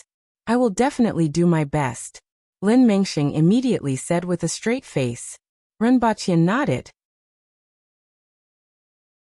After explaining some things to Lin Mingsheng, he left him there to wait for the new students while he returned to his office. In this half a month, the academy underwent some changes again. The main thing was that all the thresholds had been removed, and the ground had been leveled with cement, which was more suitable for the robot to walk on. This time, Rinpoche brought back 8 new robots. All of them were equipped with new internal sensors, external information sensors, chips, and programs that were more advanced than those from a few years ago. This batch of robots had simple memories. They could remember a person's face and name, and they could talk to people. Through pre-programmed settings, they could show different emotions according to different situations, and they even had different personalities. Of course, the most important thing was his teaching ability, which had improved a lot compared to before. From now on, these 8 robots would be an important part of the academy. Their different personalities would make them different people, and they would teach different lessons to the students. After the students arrived, Rinpoche first gathered them in a large lecture hall that could accommodate hundreds of people, and gave a speech. After that, he gave a test to the second batch of students. 2 days later, Rinpoche held a test paper with an uncertain expression on his face. This was a single-digit test paper. Although the score was only in the single digits, Rinpoche had to admit that this student was very imaginative. For example, One of the math questions asked how to divide 3 fruits among 7 children. Then, he drew 4 knives and chopped 4 of the children to death, leaving only 3 children to divide the 3 fruits. He was really a genius. Perfect. Very perfect. Ren Baqian looked up at the girl in front of him. She was Zhu Hua, a pretty and wild girl. Ren Baqian had a very deep impression of her. She had fought with Qing Lian and Tong Lan less than 2 days after entering the academy. She also participated in the lantern-grabbing contest 2 days ago, and was in the limelight. She was a typical girl with only muscles and no brains. Zhu Hua was originally a little nervous as she stood there. When she heard Ren Baqian say that it was perfect, she immediately became excited and said, "Is it really perfect? I didn't expect it either. I just casually wrote it down." Ren Baqian put on a fake smile and said, "It's already very perfect. However, I have some unfortunate news to tell you. You will be studying with the next batch of students this semester." "What do you mean? Why?" "To put it simply, you will be repeating a year." "As for why? The highest score in the 4 subjects is 9, and you ask me why? Is your IQ 9 as well?" Ren Baqian snorted. He didn't expect Zhu Hua to ask hesitantly, "Is an IQ of 9 high or low?" Ren Baqian was so angry that he almost laughed. The IQ of a normal person is between 90 and 110. Zhu Hua scratched her hair, messing up her originally neat ponytail. "Principal Run, I know I'm not smart, but I'm not that bad, right? In addition, can I not study with the next batch of students? My younger brother is older than me. I'm officially informing you that you will be repeating a year. Not to mention that your younger brother is older than you. You won't even be able to graduate at this rate. Go back. From tomorrow onwards, you will be studying with the next batch of students." Ren Baqian waved his hand and chased the distressed Zhu Hua away. Then he sighed. He really didn't manage this batch of students well enough. Their results were much worse than the first batch, and most of them failed. Of course, the most outstanding one was still this 9. However, this also had something to do with the fact that he had been away from the 60,000 mountains for more than a year. It wasn't just the second batch, but also the third batch. He would put more effort into them in the future. If a small tree wasn't trimmed, it wouldn't grow straight. In the future, he would let them know what learning was. He would give them at least 1 set of questions a day to let them know what it meant to be a 3-year simulation for the 5-year high school entrance exam.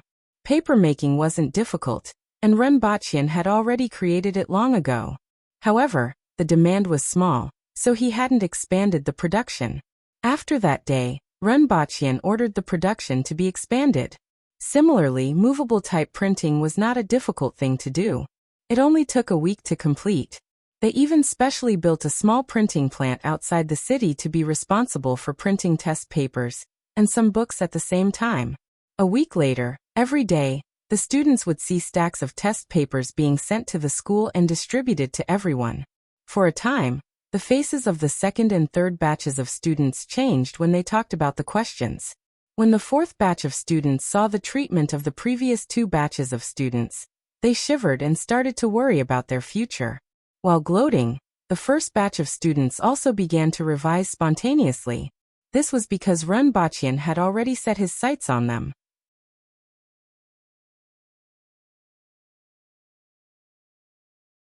Chapter 868. Ren Baqian hurried back to the palace and saw that the Empress was drinking again. He couldn't help but say, "Your Majesty, you have another child in your belly. Drinking doesn't affect you, but it does affect the child." "Oh," the Empress replied faintly, but she had no intention of putting down the wine glass in her hand. Ren Baqian was furious. After all, that was his son. Ren Baqian rushed forward. Ren Baqian made his move. Ren Baqian snatched the Empress's wine glass. Ren Baqian typed Gigi. "Hey, Your Majesty, it hurts." Ren Baqian's face twitched in pain. "Your Majesty, when did you learn to pull my ear?" "Huh?" The Empress sneered. Ren Baqian was furious. "I want to fight you one-on-one." The Empress rolled her eyes and said with a faint smile, "Come on." Her voice was full of encouragement. Ren Baqian said, "Wait until my waist recovers." "Huh? One-on-one." Ren Baqian was furious again. This was something that no man could tolerate. Even if he had to exhaust himself and grind an iron rod into a needle, he would fight it out with her. Forget it. The water empress stretched lazily and said indifferently, I see that you have been quite busy recently, so I'll let you off. Renbachian snorted. He had indeed been quite busy recently. Each trip would take up to 3 to 5 days, which was too much of a hindrance. Furthermore, his waist hurt. Also, I'm afraid that your waist will break. The Empress provoked again. Renbachian's face darkened. One-on-one. Come on then. The Empress wrinkled her nose slightly, leaned back on the sofa, and looked at him sideways. She even hooked her finger at him. Forget it, I've been quite busy recently. The bookstore and department store are opening for business tomorrow. Renbachian felt that it would be better to take a step back and bear with it for a while. Let her be strong, let her be. Humph. The Empress smirked. However, she knew that Renbachian had been busy with some matters for the past 2 months and hadn't left the ground all day. So she let him off. The next day, 2 brand new stores opened next to the Imperial Spice Store and the Imperial Glass Store. One of them was the Imperial Department Store. There were many kinds of goods inside, but the store was still empty. The shelves were almost all the same. The goods included toothbrushes, toothpaste, soap, toilet paper, sanitary napkins, clocks, needles, thread, perfume, sunglasses, mirabilite, and a type of flour. This flour was a type of coarse grain flour from Tianjin Basin real estate. Although it could be eaten, it was more useful for tanning furs together with mirabilite. The toothbrush was made from beast hair, while the toothpaste was made from calcium carbonate and glycerin, a byproduct of soap production. The rest of the toilet paper, clocks, needles, and thread were common things in modern times, but they were worth a fortune in this world. The price of the iron needles was almost the same as silver of the same volume. However, compared to the iron needles of the Yun Nation and Great Xia, the price was at least 50% cheaper. It was the same for toilet paper. Although the price was already very low, it was still a luxury for the ordinary people of this world. Even though Renbachian had positioned this department store as a grocery store, at this time, only the officials could afford it. Next to the department store was the Imperial Bookstore. Compared to the department store that was packed with people as soon as it opened, there were very few customers in the Imperial Bookstore, which was also quite large. Lin Mengxing walked into the bookstore and looked around. It was somewhat similar to the library in the academy. One part of the bookstore was filled with bookshelves, while the other part was filled with tables and chairs for people to read books. Next to the tables and chairs were windows made of floor-to-ceiling glass. Bright sunlight was shining in from the outside, and it would be a good feeling to read a book while sitting by the window. The shop assistant was from the Jing tribe, and he was slightly at a loss when he saw Lin Mengxing. Although he had gone through a few days of training, books were precious items that most people couldn't come into contact with. Those who could come here to buy and read books were also of high status. Although the person in front of him was from the Yun Nation, there were very few of them in Lan City. He immediately thought of a teacher from the Black Bamboo Academy. This was because there was a student from the Black Bamboo Academy next door, and he had heard about him before. Although the other party's status wasn't high, he was always in awe of knowledgeable people, which was a common problem among ordinary people in this era. Don't worry about me, I'm just looking around. Lin Mengxing seemed to have noticed the awkwardness of the shop assistant and smiled. It had to be said that Lin Mengxing was very amiable, and his faint smile made the shop assistant relax a little. Can we read books here?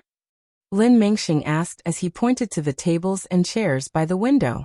There were bookstores in the Yun Nation, but they didn't have these things. The owner of any bookstore wouldn't welcome people who only read books but didn't buy them. Yes, as long as the books aren't dirted or damaged, all customers can sit here and read, the shop assistant said nervously. If the sun is too strong, there are bamboo curtains that can be pulled down to block the sunlight. Lin Mengxing nodded, and then wandered around the bookshelves in the bookstore. Bilingual Comparison Dictionary, Bilingual 3-Character Classic, Bilingual Elementary Mathematics, Bilingual Xia Court Computational Classics, 3 years of simulation exercises, Learning Simplified Chinese Characters from Pictures, Bilingual Jin Ping Mei. There were about a dozen types of books, some of which were bilingual, and some that weren't labeled were all simplified Chinese characters that he had learned. He randomly picked out a book called The Secret Book of Six Heads and flipped through it. He found that the opening chapter introduced a sect called the Six-Head Sect. Most of the records in the book were herbs and ferocious beasts. There were also some methods to raise and control the ferocious beasts. Lin Mingxing was slightly surprised. He didn't expect such a book to appear in this bookstore. He took to the Secret Book of Six Heads and found a long chair to sit on. Lin Mingxing closed the book and slowly pondered. Books weren't cheap in the Yun Nation. However, they could be flipped through at will here, and it wouldn't be a problem to just look at them without buying them. The purpose of Her Highness was to let everyone read and learn, be it high officials or nobles, merchants or peddlers, or even the aborigines. Her Highness's goal was to develop the wisdom of the people. The ancients had a saying, the people can't be made aware of, but they can seek for a reason. This is the power of flexibility and deification. This meant that the superior could guide the people. Sometimes, the people could only follow his guidance and not fully understand the intentions of his guidance. Reading had always been the job of scholars. The people only needed to know what to do. If they had their own ideas, they would cause trouble. There were many people who had this kind of thinking. However, Her Highness wanted to break this rule. If the people were to read and have their own ideas, would that be good or bad? Renbaqian looked at the report in his hand and rubbed his eyebrows. After the department store opened for a few days, the fastest-selling items were sunglasses and toothpaste. Sunglasses were easy to understand. After all the ministers of the 6 ministries wore a pair of sunglasses and walked around wearing them every day. The others had been coveting them for a long time. The toothpaste sold faster than the sunglasses. The feedback was that it tasted good. Did these guys eat toothpaste as a snack? Renbaqian put down the report, picked up another one, and began to frown. He couldn't recruit any workers. Over the past 2 months, he had built a lot of new factories and recruited a lot of workers. However, the population of Lan City wasn't large, and there were even fewer idlers. The latest recruitment notice had been out for 3 days, and only 6 people had been recruited.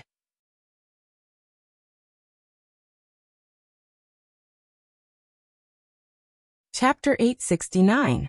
Renbaqian's vision blurred, and he returned from the palace to that villa in Shanghai. The noise from the winged cavalry warriors downstairs never seemed to change. No matter when they came back, they were always in this state. Sometimes, Renbaqian was quite envious of them. After eating they slept, woke up, ate, beat people up, ate again, drank again, beat people up, and slept again. What a happy life. Eat, sleep, and beat Daodu. He rubbed his old waist, changed his clothes, and took a shower before calling Ren Wannian. How is Ning Kaichen doing? Very well, I'll be back in a week or 2. The specifics will depend on the final examination. Sex reassignment surgery wasn't a single surgery, but a series of surgeries, adjustments, and recovery. It took much longer than Renbaqian had expected. It had been half a year since she had been sent there, and she had finally heard some good news. From now on, Ning Kaichen was dead, and there was only Ning Kaichen left. Not bad. Renbaqian nodded. What happened to the girl you mentioned the other day? At the mention of this, Ren Wannian became excited. A great success. Even though he was on the other end of the phone, Renbaqian could imagine his excited expression as he danced with joy. Go online and take a look. The whole world has been shaken by us. Ren Wannian laughed loudly. Renbaqian turned on his very old computer, casually opened a web portal, and saw a report about that thing. An epic-making product. Renbaqian had previously obtained the mind control technology from the nation and handed it over to Ren Wannian. It had been more than 3 years on Earth. At first, Ren Wannian only wanted to make the first epic-making game. He recruited various people to set up the New World Software Company. However, as time progressed, their ideas and ambitions grew. Not only did they want to make an epic-making game, but they also wanted to create a second world for mankind.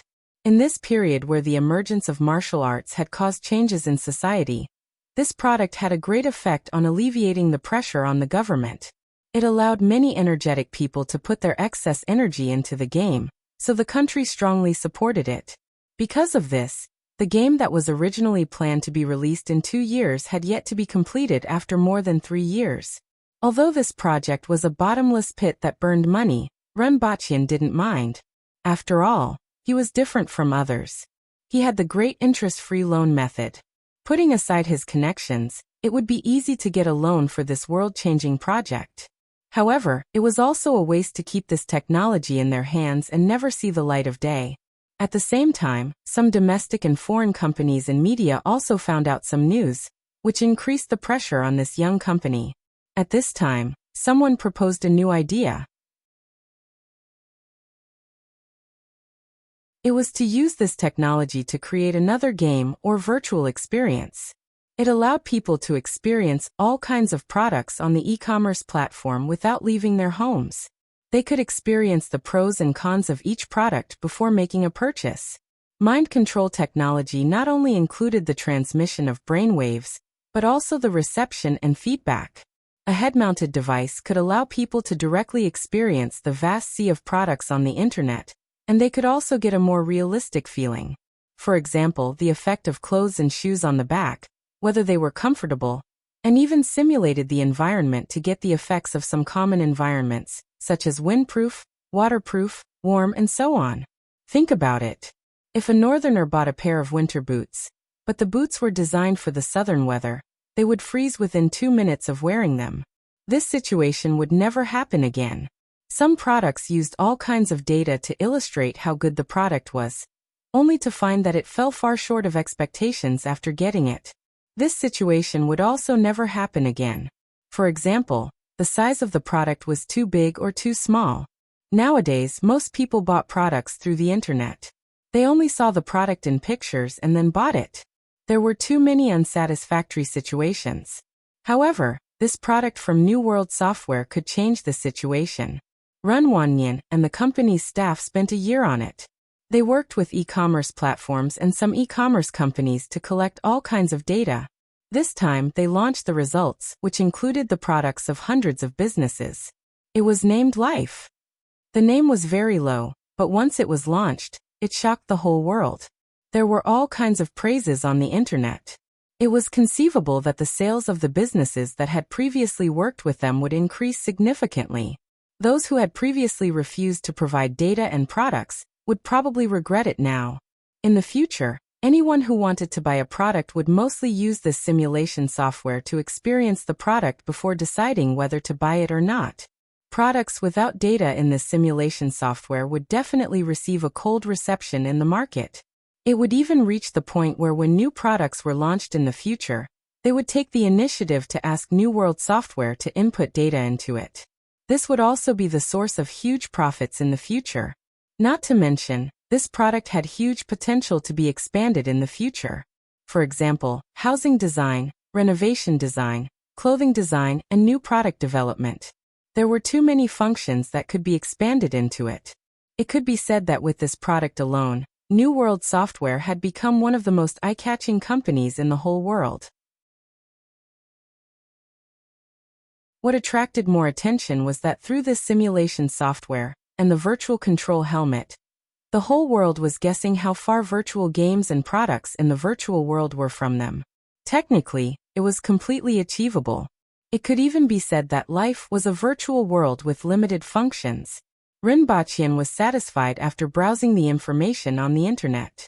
He had to admit that this was the right way to work with e-commerce companies. According to Wanyan, the employee who made this suggestion was a woman. The reason was that she had received a delivery the day before. After trying it on, she found it extremely ugly, so she came up with this idea. Ren Bachyan also saw the photos sent by Wanyan on his phone. He actually wanted to say that this really wasn't the responsibility of the other party's product. After thinking for a moment, Ren Bachyan connected to Ren Wanyan again and asked, "When you make games, do you need various mechanical principles and motion feedback? Have you considered making a virtual arena? There is an arena in the game we designed. In another year, the game will be available," Ren Wanyan said subconsciously. Not that kind, but a completely realistic one. A character will be created according to everyone's physical condition in reality, and fight with others in the arena. Ren Bachyan voiced his thoughts.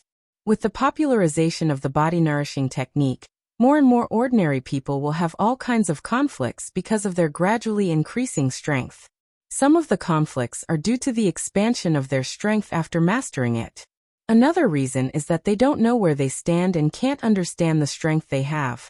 Nowadays, in order to ensure social order, the country will definitely crack down on violence. However, it's better to let it go than to stop it. There must be a place where they can measure their strength. A place where they can compete with others, train, and vent their anger without getting hurt will definitely have a good market. Moreover, through the changes in everyone's data, it will be easier to find those talented practitioners who have been overlooked for various reasons. But in that case, the martial arts centers in Wuxia City. Ren Wanyan's thoughts were opened by these words, and the first thing he thought of was whether the martial arts centers in Wuxia City would be affected. There will only be benefits and no disadvantages. After all, virtual reality is virtual reality, and reality is reality, Ren Baqian said faintly. Moreover, we can also use this platform to host fighting competitions all over the world, and make it a global competition. I understand now. I'll make the arrangements and get people to prepare. Ren Wanyan began to get excited. Well, while you're at it, arrange for the move. It's time to move to Wuxia City, Ren Baqian said. Now that the construction of Wuxia City had been completed, and was gradually starting to prosper, it was a more suitable place than Shanghai. After all, it would be his base camp. He could arrange for a large number of experts to move there.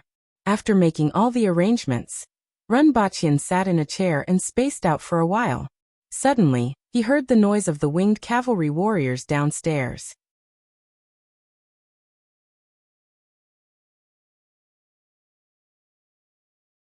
Chapter 870. I personally felt sorry for the fate of this character. A girl who didn't do anything wrong shouldn't have such a future.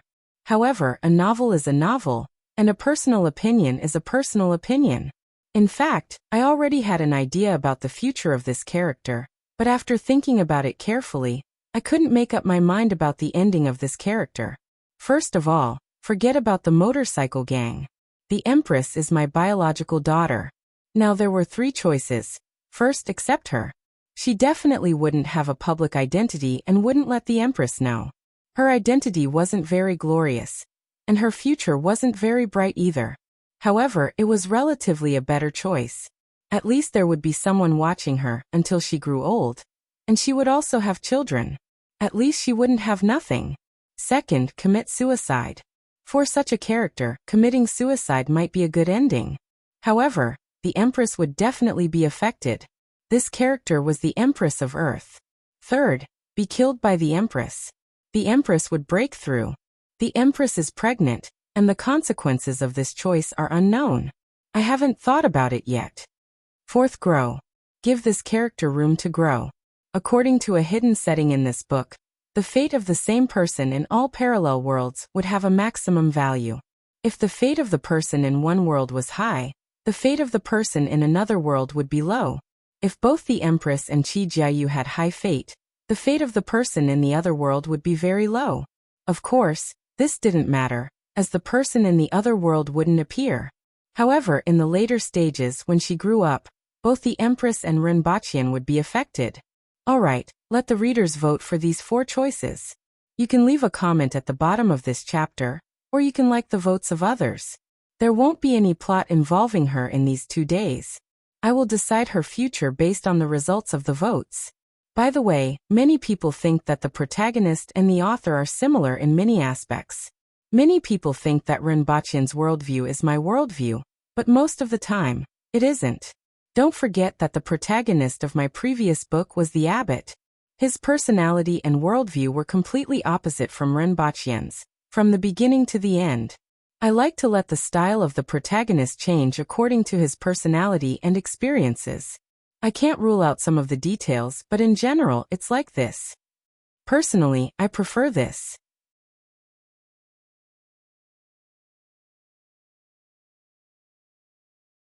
Chapter 871. Chao Rong jogged on the sidewalk of Wuxia City, sweating while admiring the scenery on both sides of the road. Even though he had been here for a week, The excitement in his heart hadn't diminished at all. Chao Rong was born in a small town in the northeast, and later enrolled in the police academy. Due to his excellent physical fitness and mind, he was among the best in the academy. After graduation, he directly entered the criminal police detachment in his hometown. If it wasn't for a person, it wouldn't have been impossible for him to enter the criminal police force given his circumstances. After returning to his hometown, his career in the brigade was smooth sailing. He solved several major cases in succession, earned 2 first-class merits, and 3 second-class merits. At the age of 30, he was promoted to the position of deputy brigade leader. At the same time, he turned his childhood sweetheart into his wife. It could be said that he was proud of his life. If he continued like this, he should be able to become a brigade leader within 10 years. Whether he could advance further after that would depend on luck and opportunity. However, such achievements were already something to be proud of for a young man from an ordinary family.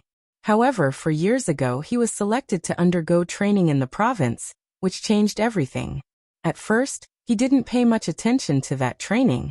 However, after he went there, he realized that it was different from the past. Cultivation method number 327 was something he had obtained during that training session.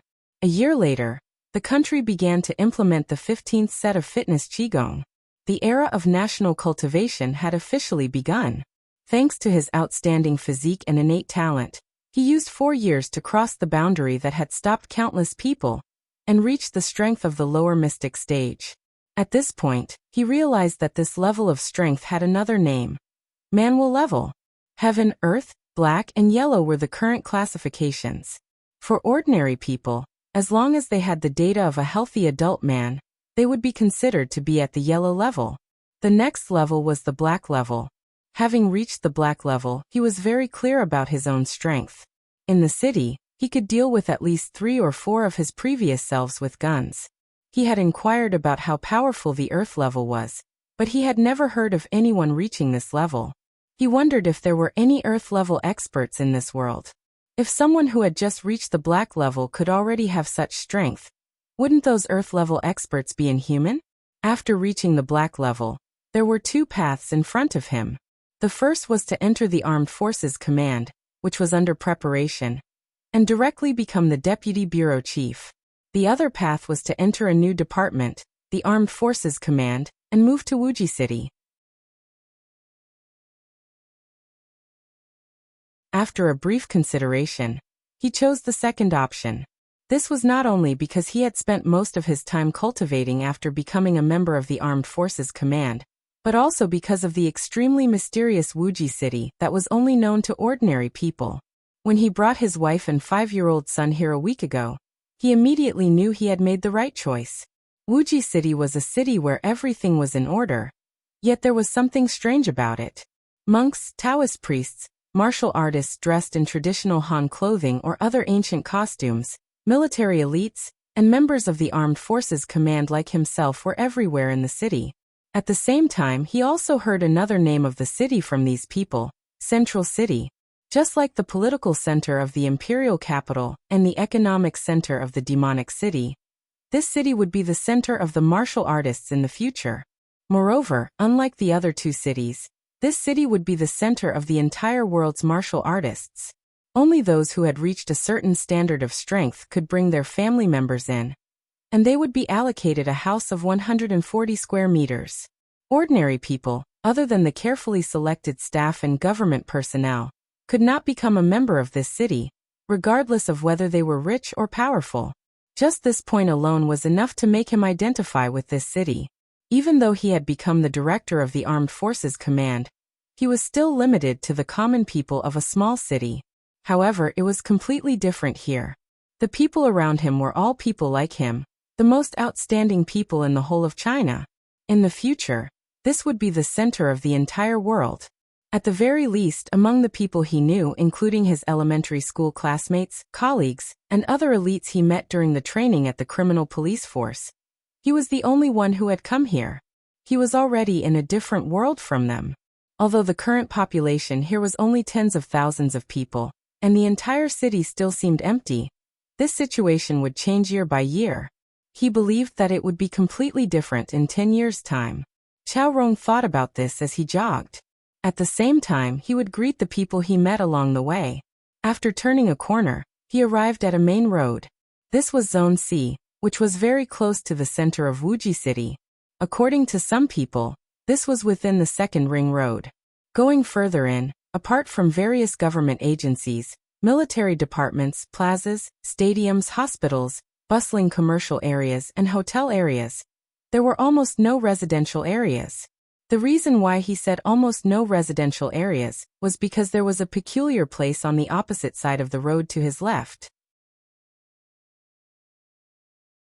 Along the road was a row of high-rise buildings that had not yet been put into use, including hotels, shopping malls, supermarkets, cinemas, and a Yao dojo.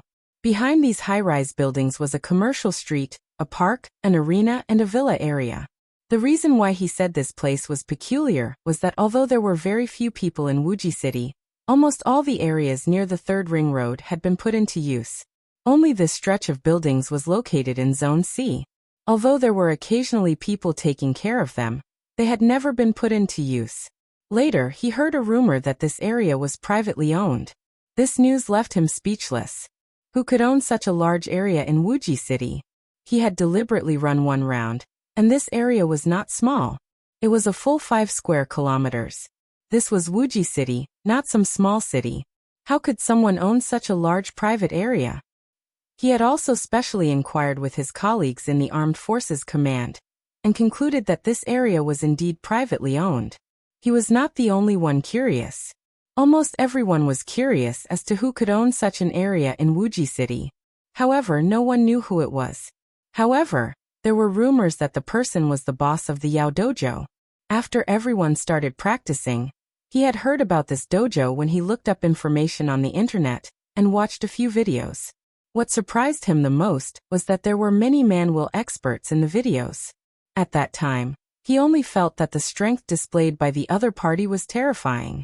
After all, amateurs enjoyed the show, while experts recognized the artistry. Even though he was not very strong at that time, he could tell that it was extraordinary. It was not until he entered the man-will level 2 years later that he realized what the things in the videos represented. However, after he arrived here and inquired about the area in Zone C, he heard an even more shocking rumor that there was an Earth-level expert in the Yao dojo. This news shocked him. As far as he knew, the #1 expert in the Armed Forces Command was only at the upper level of the Black level. It was said that he was a martial arts expert before, and had entered the Black level 7 years ago. Now he was only at the upper level of the Black level. The upper, middle, and lower levels of the Heaven, Earth, and Black levels correspond to the upper, middle, and lower levels of the Spirit Wheel, Earth Wheel, and Man Wheel levels. The authenticity of this news was unknown, but if it was true, it would be too shocking. Even the Armed Forces Command did not have an Earth-level expert, but one of them actually appeared in a dojo. This also made him even more curious about the identity of the owner of this dojo. Chao Rong, who was running, suddenly felt a little strange. There seemed to be more people on this road today. Although it was within the second ring road, there were usually not many people on this road. There were only a dozen people within 100 meters.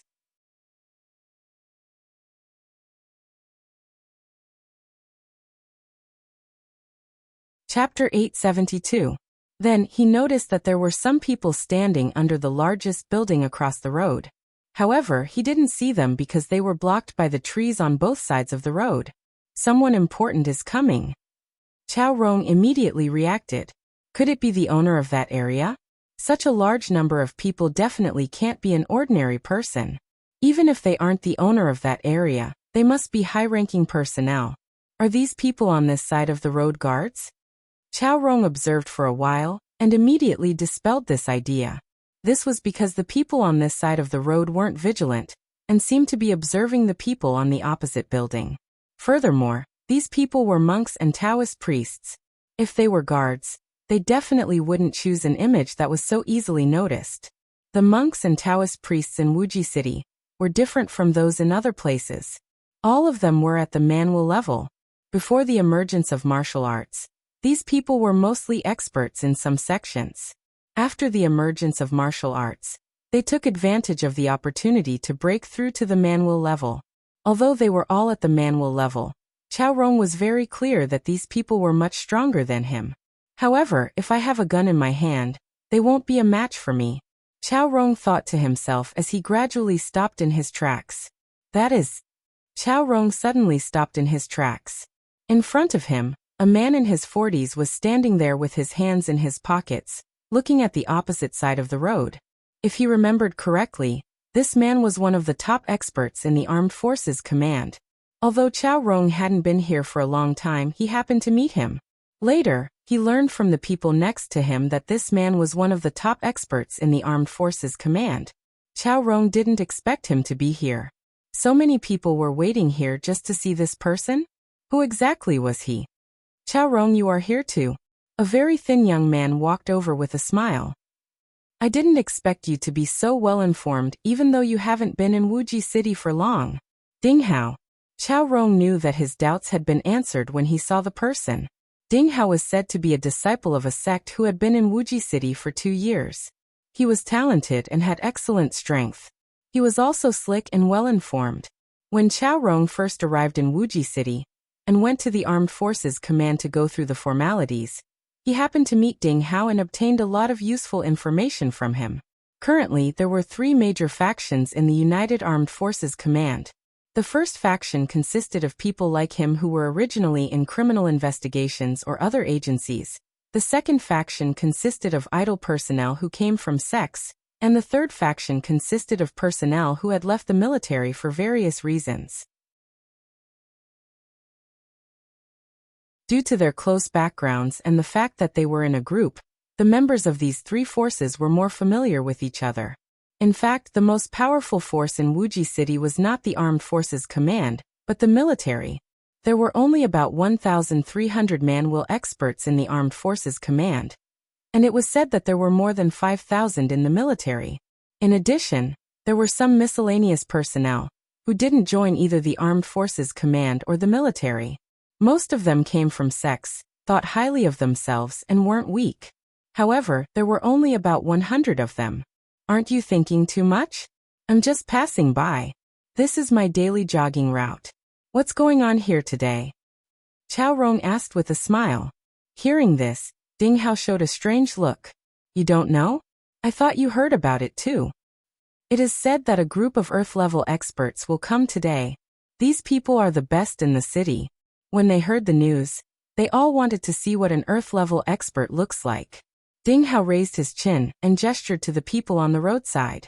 He continued, to be honest, I'm also very curious. You have to know that neither the Armed Forces Command nor the military have an Earth-level expert. I wonder how talented they are to reach the Earth level in a few years. Chao Rong couldn't help but be envious. A few years? That's not necessarily true. Ding Hao revealed a mysterious smile. What do you mean? How did these martial arts techniques appear? They couldn't have fallen from the sky, right? Weren't they developed by scientists? Chao Rong was slightly surprised. Ding Hao shrugged his shoulders. Who knows?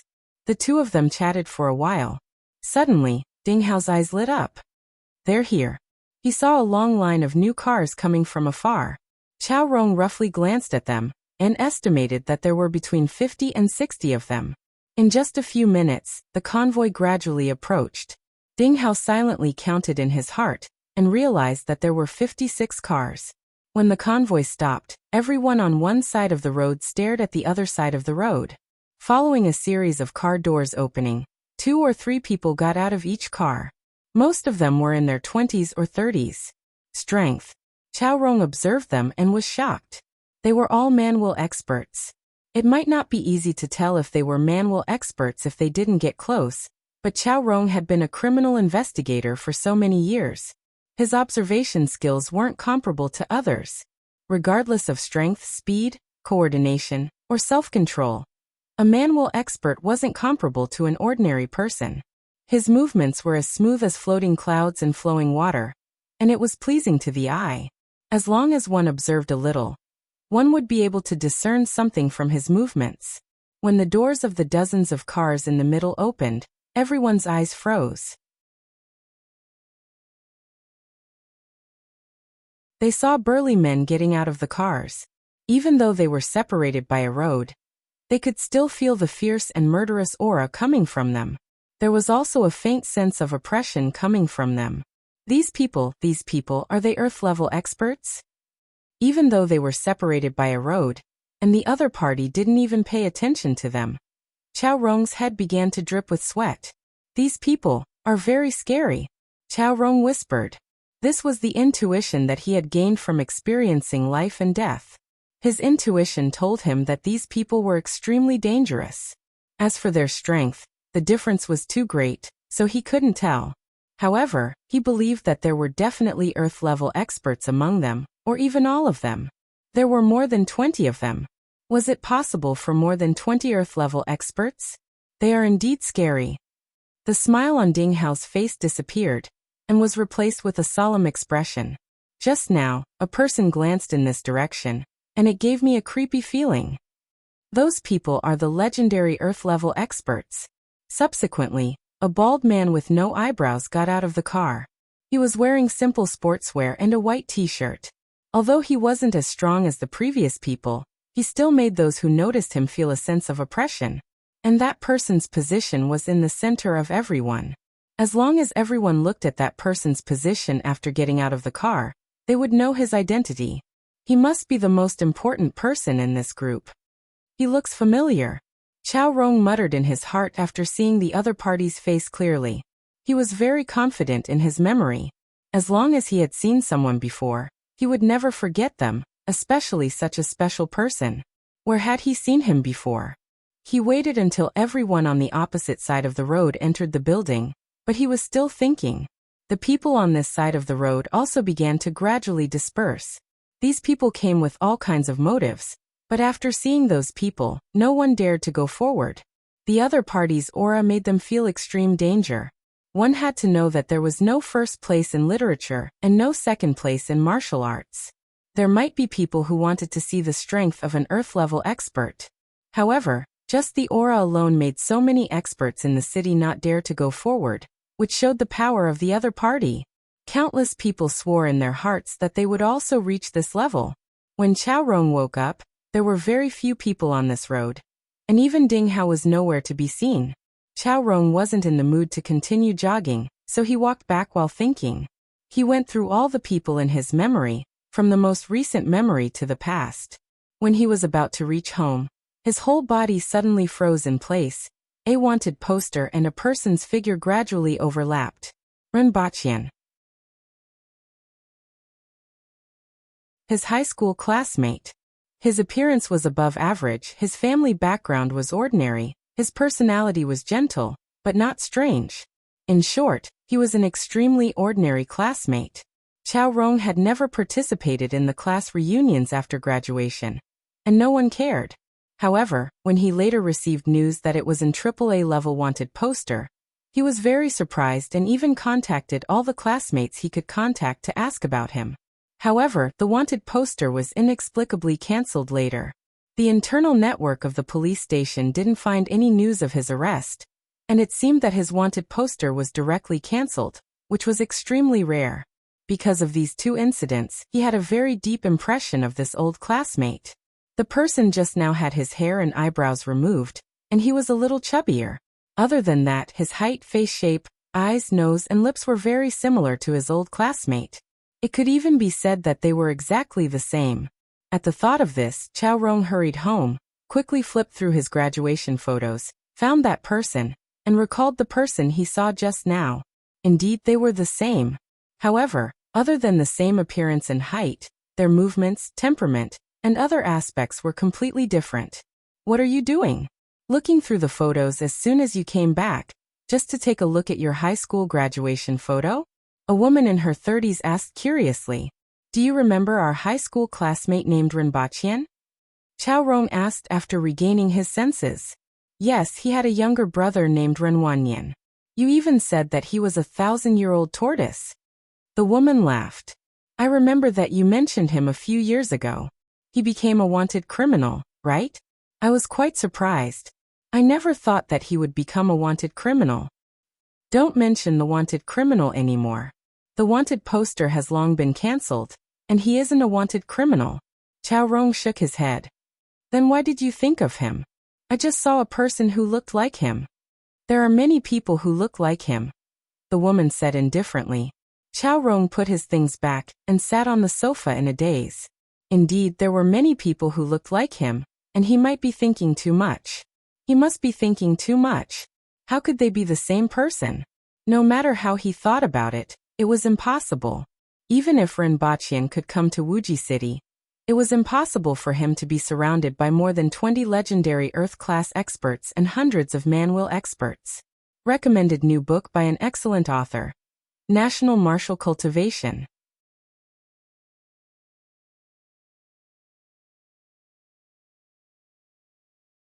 Chapter 873. Ren Baqian finally arrived at the headquarters of Wuji City. He had learned a little from Ren Wannian and Ding Jie over the years, but this was his first time here. Not only did he bring along the winged cavalry, but he also brought along more than 100 core disciples. Most of the disciples from the inner sect and above would also rush over after finishing their business. This would be his headquarters and the headquarters of the martial arts center in the future. Ren Baqian headed straight for the roof. The top 2 floors of this building were his residences. The 37th floor covered an area of more than 10,000 square meters. It included a swimming pool, a cinema, a training ground, a small playground, a living room, a supermarket. This was a must. More than a dozen suites, a few servants' quarters, a kitchen, and most importantly, a hanging garden that covered an area of thousands of square meters and was designed in the style of a Jiangnan waterside pavilion. As for the 38th floor, it was only 3,000 square meters. It mainly included his and the Empress's bedroom, bathroom, kitchen, baby's room, swimming pool, and a home theater about the size of a normal theater. Basically, it would take an hour to go around these 2 floors. Ren Baqian was very satisfied. After all, compared to the palace, the previous villa was too small and wasn't even as big as the palace. It didn't matter to him, but it wasn't worthy of the Empress's status. Furthermore, he was going to have a son. He was going to have a son. He was going to have a son. His and the Empress's child would definitely be alive and kicking, right? There should be a bigger place for him to play to his heart's content. Ren Baqian only knew what alive and kicking meant after the child was born. Ren Baqian was a little anxious to go back when he thought of the Empress. However, before that he got someone to look for Shen Feng. Boss, are you looking for me? After 9 years, Shen Feng had changed a lot. Shen Feng was married. Although she still had her refreshing short hair and unisex attire, she was much more feminine.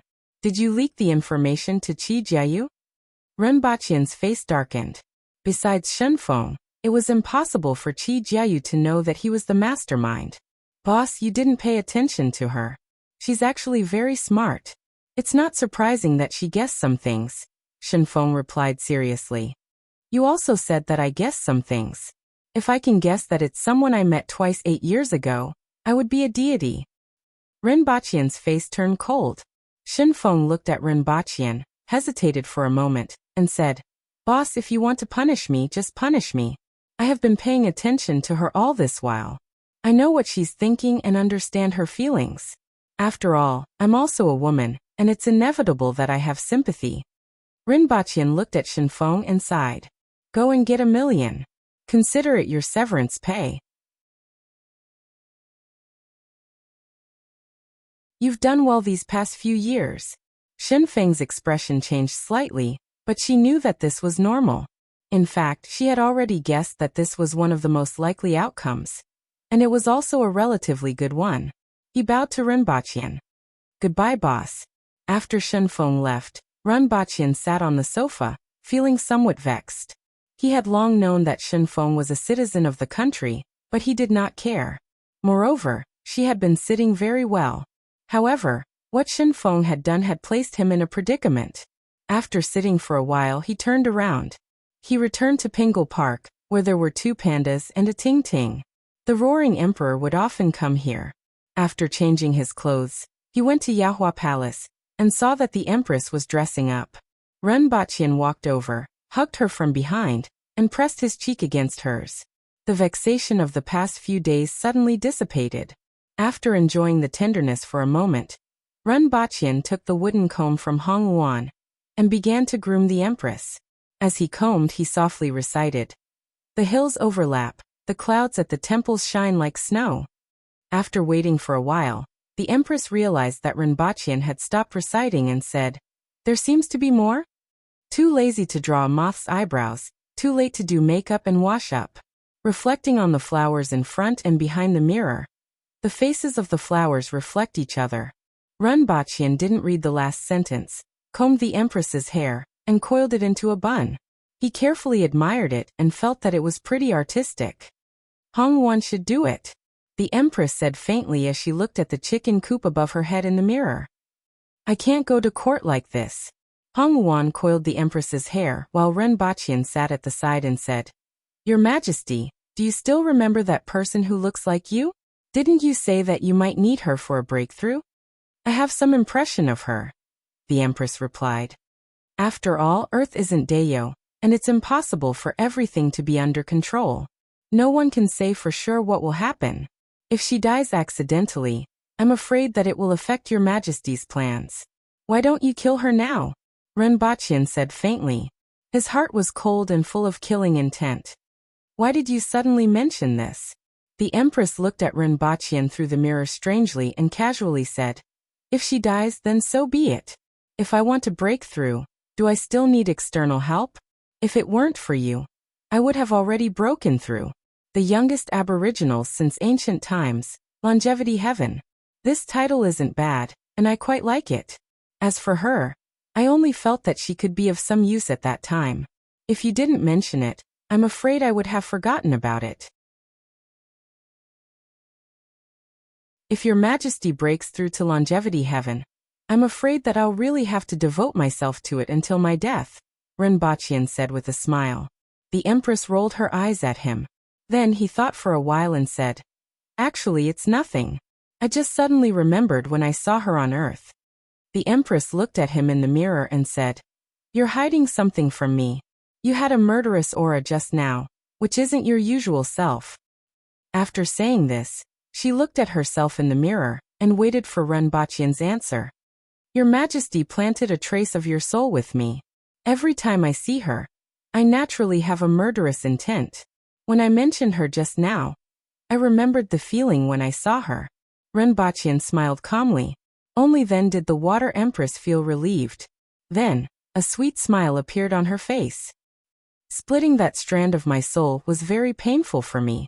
That strand of divine soul has been intertwined with your divine soul for generations to come." Then her expression changed and she said fiercely, "If you let me down, I'll destroy that trace of your soul. That's murdering your husband." Renbaqian pretended to be shocked. "Emph." The Empress snorted, thought about it, and talked about Qi Jiayu. She sighed and said, "However, the world is really mysterious. When I saw that person, I also had a murderous intent. As you said, there's a certain connection between me and her. They're obviously two different worlds, but they're related to me. However, I'm the heaven and she's the earth. Although that person is related to me, there's no need to care about her." Renbaqian nodded and put this matter aside. After the Empress went to court, he concentrated and continued to be busy. The first was the location of the new city.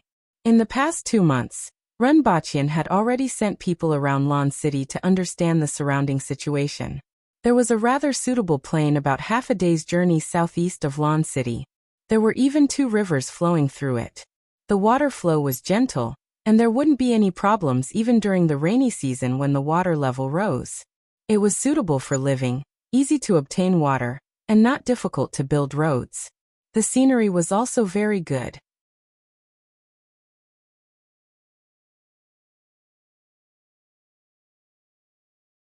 Chapter 874. In addition to being in the palace and the school, most people would have to deal with all sorts of things.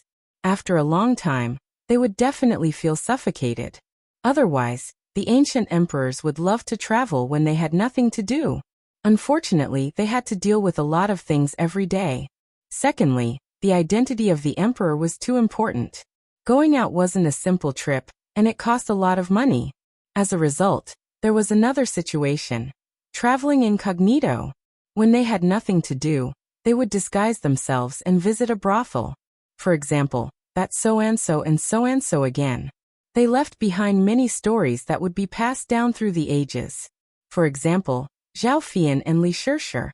However, there were also some who had a bad start. Emperor Tongji visited a brothel and died. This showed that, I'm going off topic. I'm talking about traveling. It was troublesome for an ordinary emperor to travel, but in a martial arts world, there was no need to consider these problems if the emperor was a cheat. For example, when the empress went out, there was a guard of honor most of the time, but that was only to show her noble status. If something really happened, it wasn't certain who would be protecting who. Therefore, when he had nothing to do, he would often travel light. For example, now that the empress was riding Qi Shui and Ren Baqian was riding the Crow General, they were followed by Tong Xinye and a group of officials from the Ministry of Works. In addition, there were 20 to 30 imperial bodyguards. The empress sat on the back of Qi Shui and looked at the lush fields as she suddenly asked, "Why do the crops in this field seem different?" Although the empress didn't know much about farming, she had seen pigs run before. Most of the fields she had seen before were hundreds of acres of the same crop. At this moment, she was curious when she saw two crops intertwined in a field. It's sugarcane and sweet potatoes.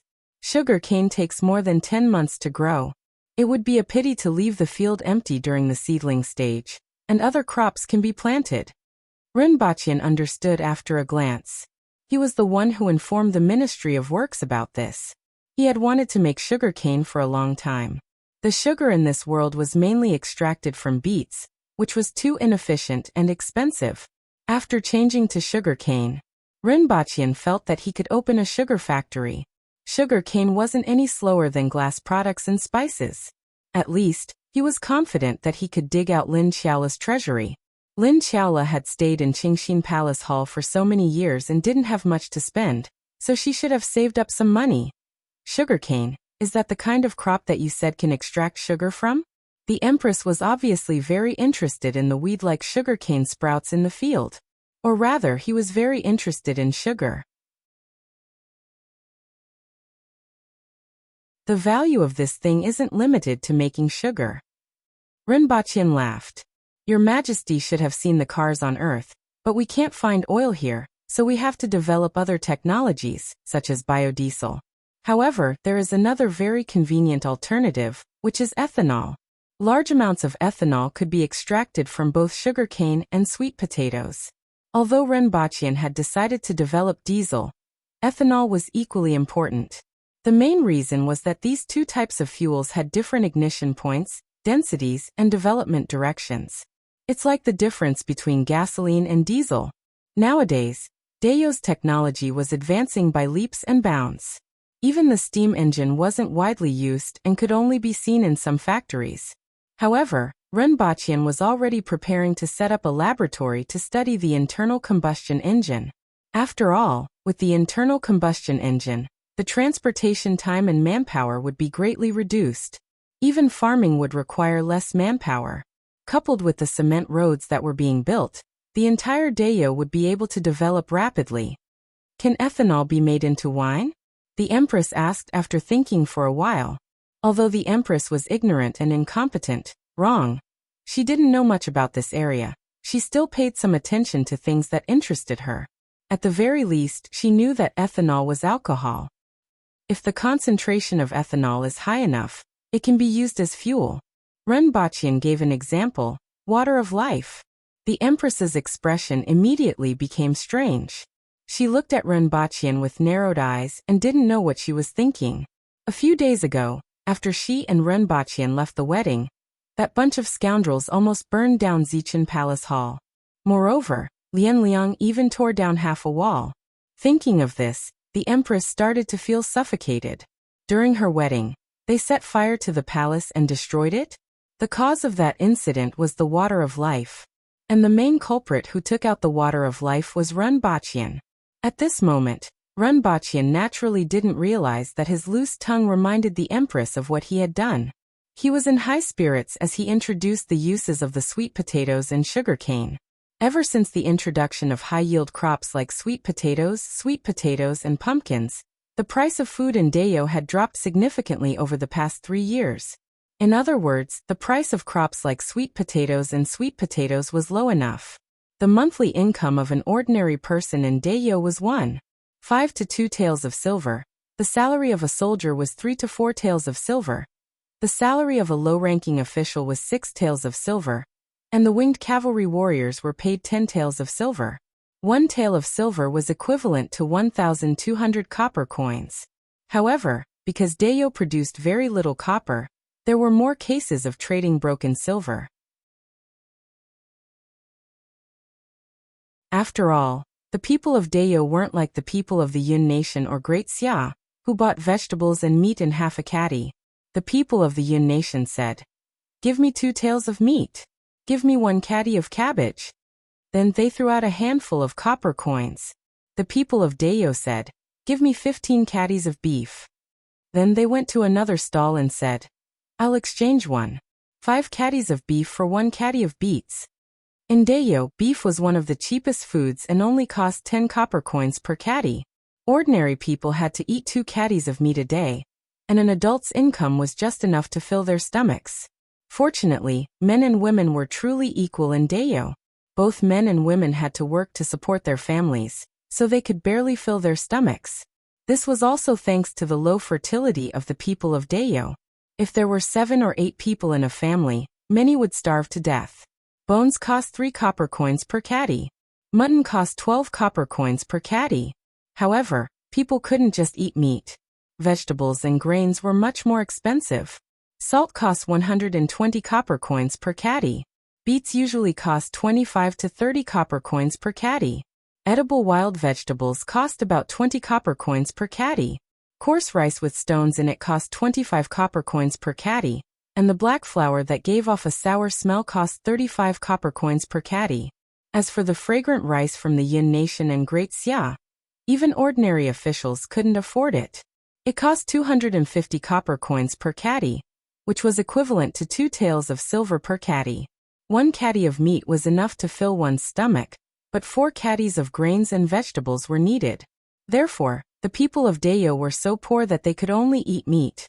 As 3 years passed, high-yielding crops like sweet potatoes and potatoes, which were harvested 2 to 3 times a year, began to impact the diet of the people. In Lon City, sweet potatoes cost 3 copper coins per caddy, and pumpkins and potatoes cost 4 copper coins. Coarse rice had risen to 35 copper coins per caddy. After discovering that it was easy to grow and didn't need to worry about it, many people directly planted sweet potatoes. As a result, the price of other grains became more expensive. However, the emergence of these high-yielding crops had greatly enriched the people's dining tables, and they no longer had to worry about hunger. After all, 1 caddy of sweet potatoes was equivalent to 1 caddy of mutton. The people's dining tables basically changed from stewed beef, roasted beef, and boiled beef to stewed beef with potatoes, stewed beef with sweet potatoes, and stewed beef with pumpkin. In this regard, Rinpoche's contribution wasn't small.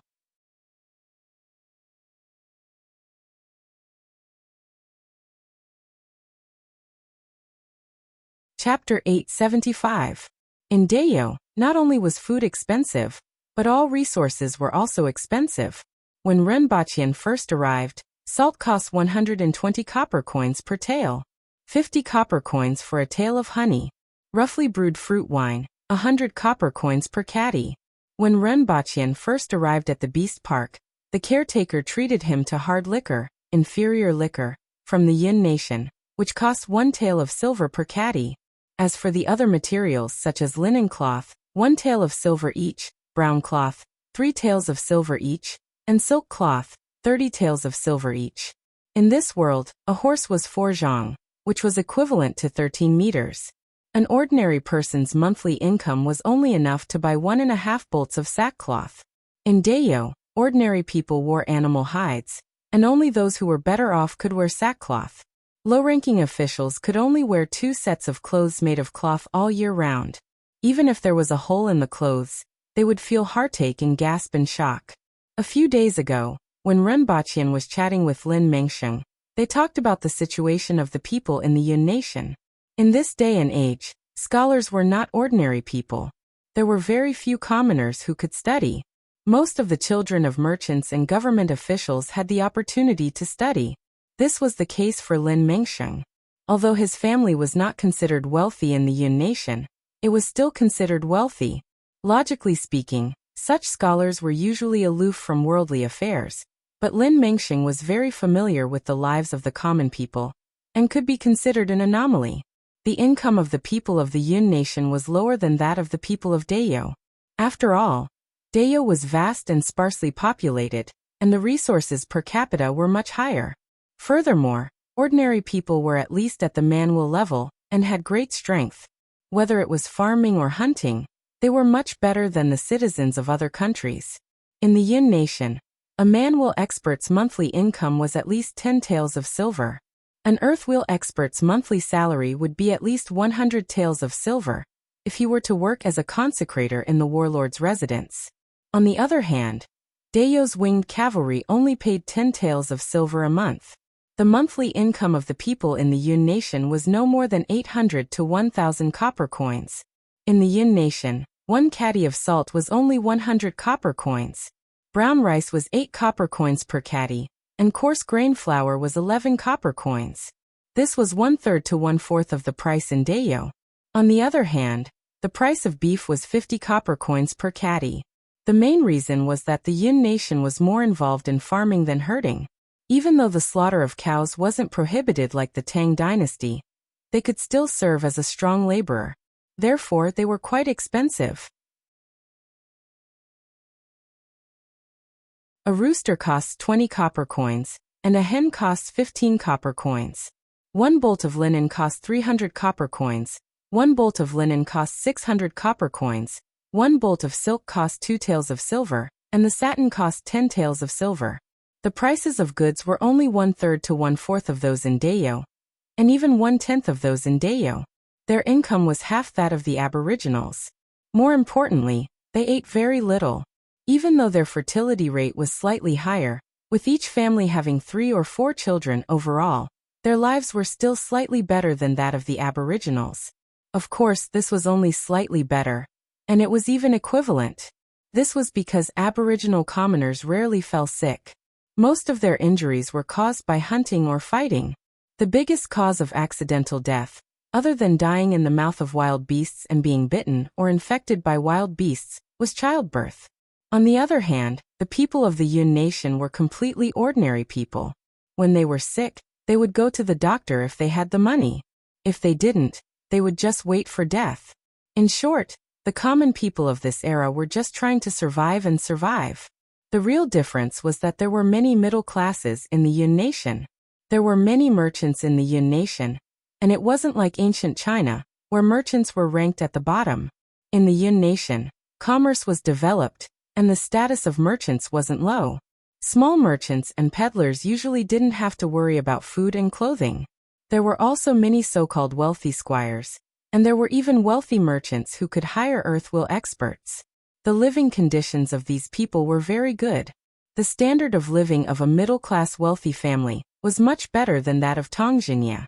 The wealthy merchants were even more extravagant. Due to the prevalence of merchants in the Yun nation, it catalyzed technological progress in various aspects. For example, smelting and textiles, they were much better than Great Xia. Zidonglai had once reported to the Empress that the Yun nation's continuous firing ballistae were a type of relatively advanced weapon in this era. From various aspects, the Yun nation had already seen the emergence of capitalism. As long as the Yun nation wasn't destroyed and continued along this path, it would only be a matter of time before it blossomed and bore fruit. Unfortunately, they met a socialist hammer like Rinpochian. Rinpochian felt that he had corrected their erroneous capitalistic path and led them to the socialist family. Don't ask about socialism. What about the Empress? This was a socialist feudal country with Dayou's characteristics. Shouldn't the nation give him some commendation, and at least let him join a party or something? It was fine to take a step back and join a group, not the FFF group. Rinpochian thought about it, and remembered that he was a member of the FFF before he came to Dayou. After thinking about it for a while, he laughed first. Like a fool. The Empress rolled her eyes at him. She didn't see many people start to laugh foolishly after thinking about it. She couldn't be bothered with him and rode Qi Shui to the front. After less than half a day, everyone arrived at their destination. Standing on a hill, they could see a vast expanse in front of them that overlooked the entire plain. 2 rivers meandered across the plains, encircling the grassland. Large herds of cattle and sheep wandered on the plains. There was also a small forest at the corner of the grassland. Most of the trees grew fruit trees. When Renbaqian came over, he tasted them. They tasted sweet, slightly sour, juicy, and pretty good. "Is this the place?" the Empress asked after stopping Qi Shui and looking down. "The scenery isn't bad." "This is the place." Renbaqian nodded and said. "Especially those 2 rivers. They are generally between 10 to 20 meters deep, which is enough for boats to travel. Furthermore, they won't flood during the rainy season." The 2 rivers converged downstream to form a large river that flowed through the border between the Yun Nation and the Chen Nation. "If the new city is built here, we can save a lot of effort in transporting goods. Relying on river transportation, trade will be more prosperous." Renbaqian calmed himself down and said, "The new city that I envisioned doesn't have city walls. It's just a plain that can be expanded in all directions." In Renbaqian's vision, the new city would sooner or later reach a scale of millions, or even tens of millions of people, and it was extremely important to facilitate expansion. "You don't want the city walls? It doesn't seem appropriate," Tang Jingye said subconsciously when he heard the last sentence. "What's wrong with that?" Renbaqian asked. Tang Jingye was stunned by this question. What's wrong with it? They were afraid that wild beasts and enemies would attack them, so the city walls could play a defensive role. Under normal circumstances, this was indeed the case. But this was a plain, and there were no ferocious beasts. As an ancient race, they were never afraid of others attacking them. It had always been them beating up others. Thinking about it this way, it did not seem to be inappropriate. Sir Tong's thinking has been solidified by his previous understanding. Others need city walls, but we don't. What's more, which country in history had ever used a city wall to defend against an enemy? This is the capital, not the border. If the enemy can reach here, it doesn't matter if there are city walls or not. Renbaqian laughed. That's the logic, but I still feel a little strange. Tong Jingye scratched his head. If we want to achieve the level of an industrialized society, a large population is essential. We are different from other countries that develop normally. We incubate technology in Lan City and radiate it to the surrounding areas with Lan City as the center. We use the fastest speed to advance our technology. Therefore, building such a super capital is the best choice. Lan City, for example, has a population of only tens of thousands. This population is too small, and we can't recruit people after building a few factories. A small population didn't just mean that they couldn't recruit workers. There were also fewer laborers, teenagers of the right age, and students. Simply put, a small population meant a small potential. However, if there are more people, there won't be enough food, and it will be difficult to transport them. We won't be able to support them. Tong Jingye continued. In this era, the food in the city mainly came from the surroundings. On one hand, it was because of low productivity and low output.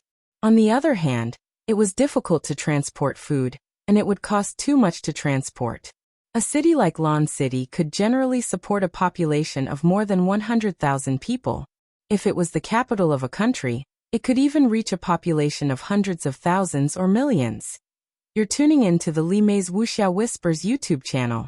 We're so grateful for your support, and don't forget to subscribe to join us on this incredible journey through captivating stories. Your generosity through donations truly makes a world of difference, as it's the primary source of revenue that allows me to expand and enhance this channel for you. Thank you from the bottom of my heart for being a part of this adventure.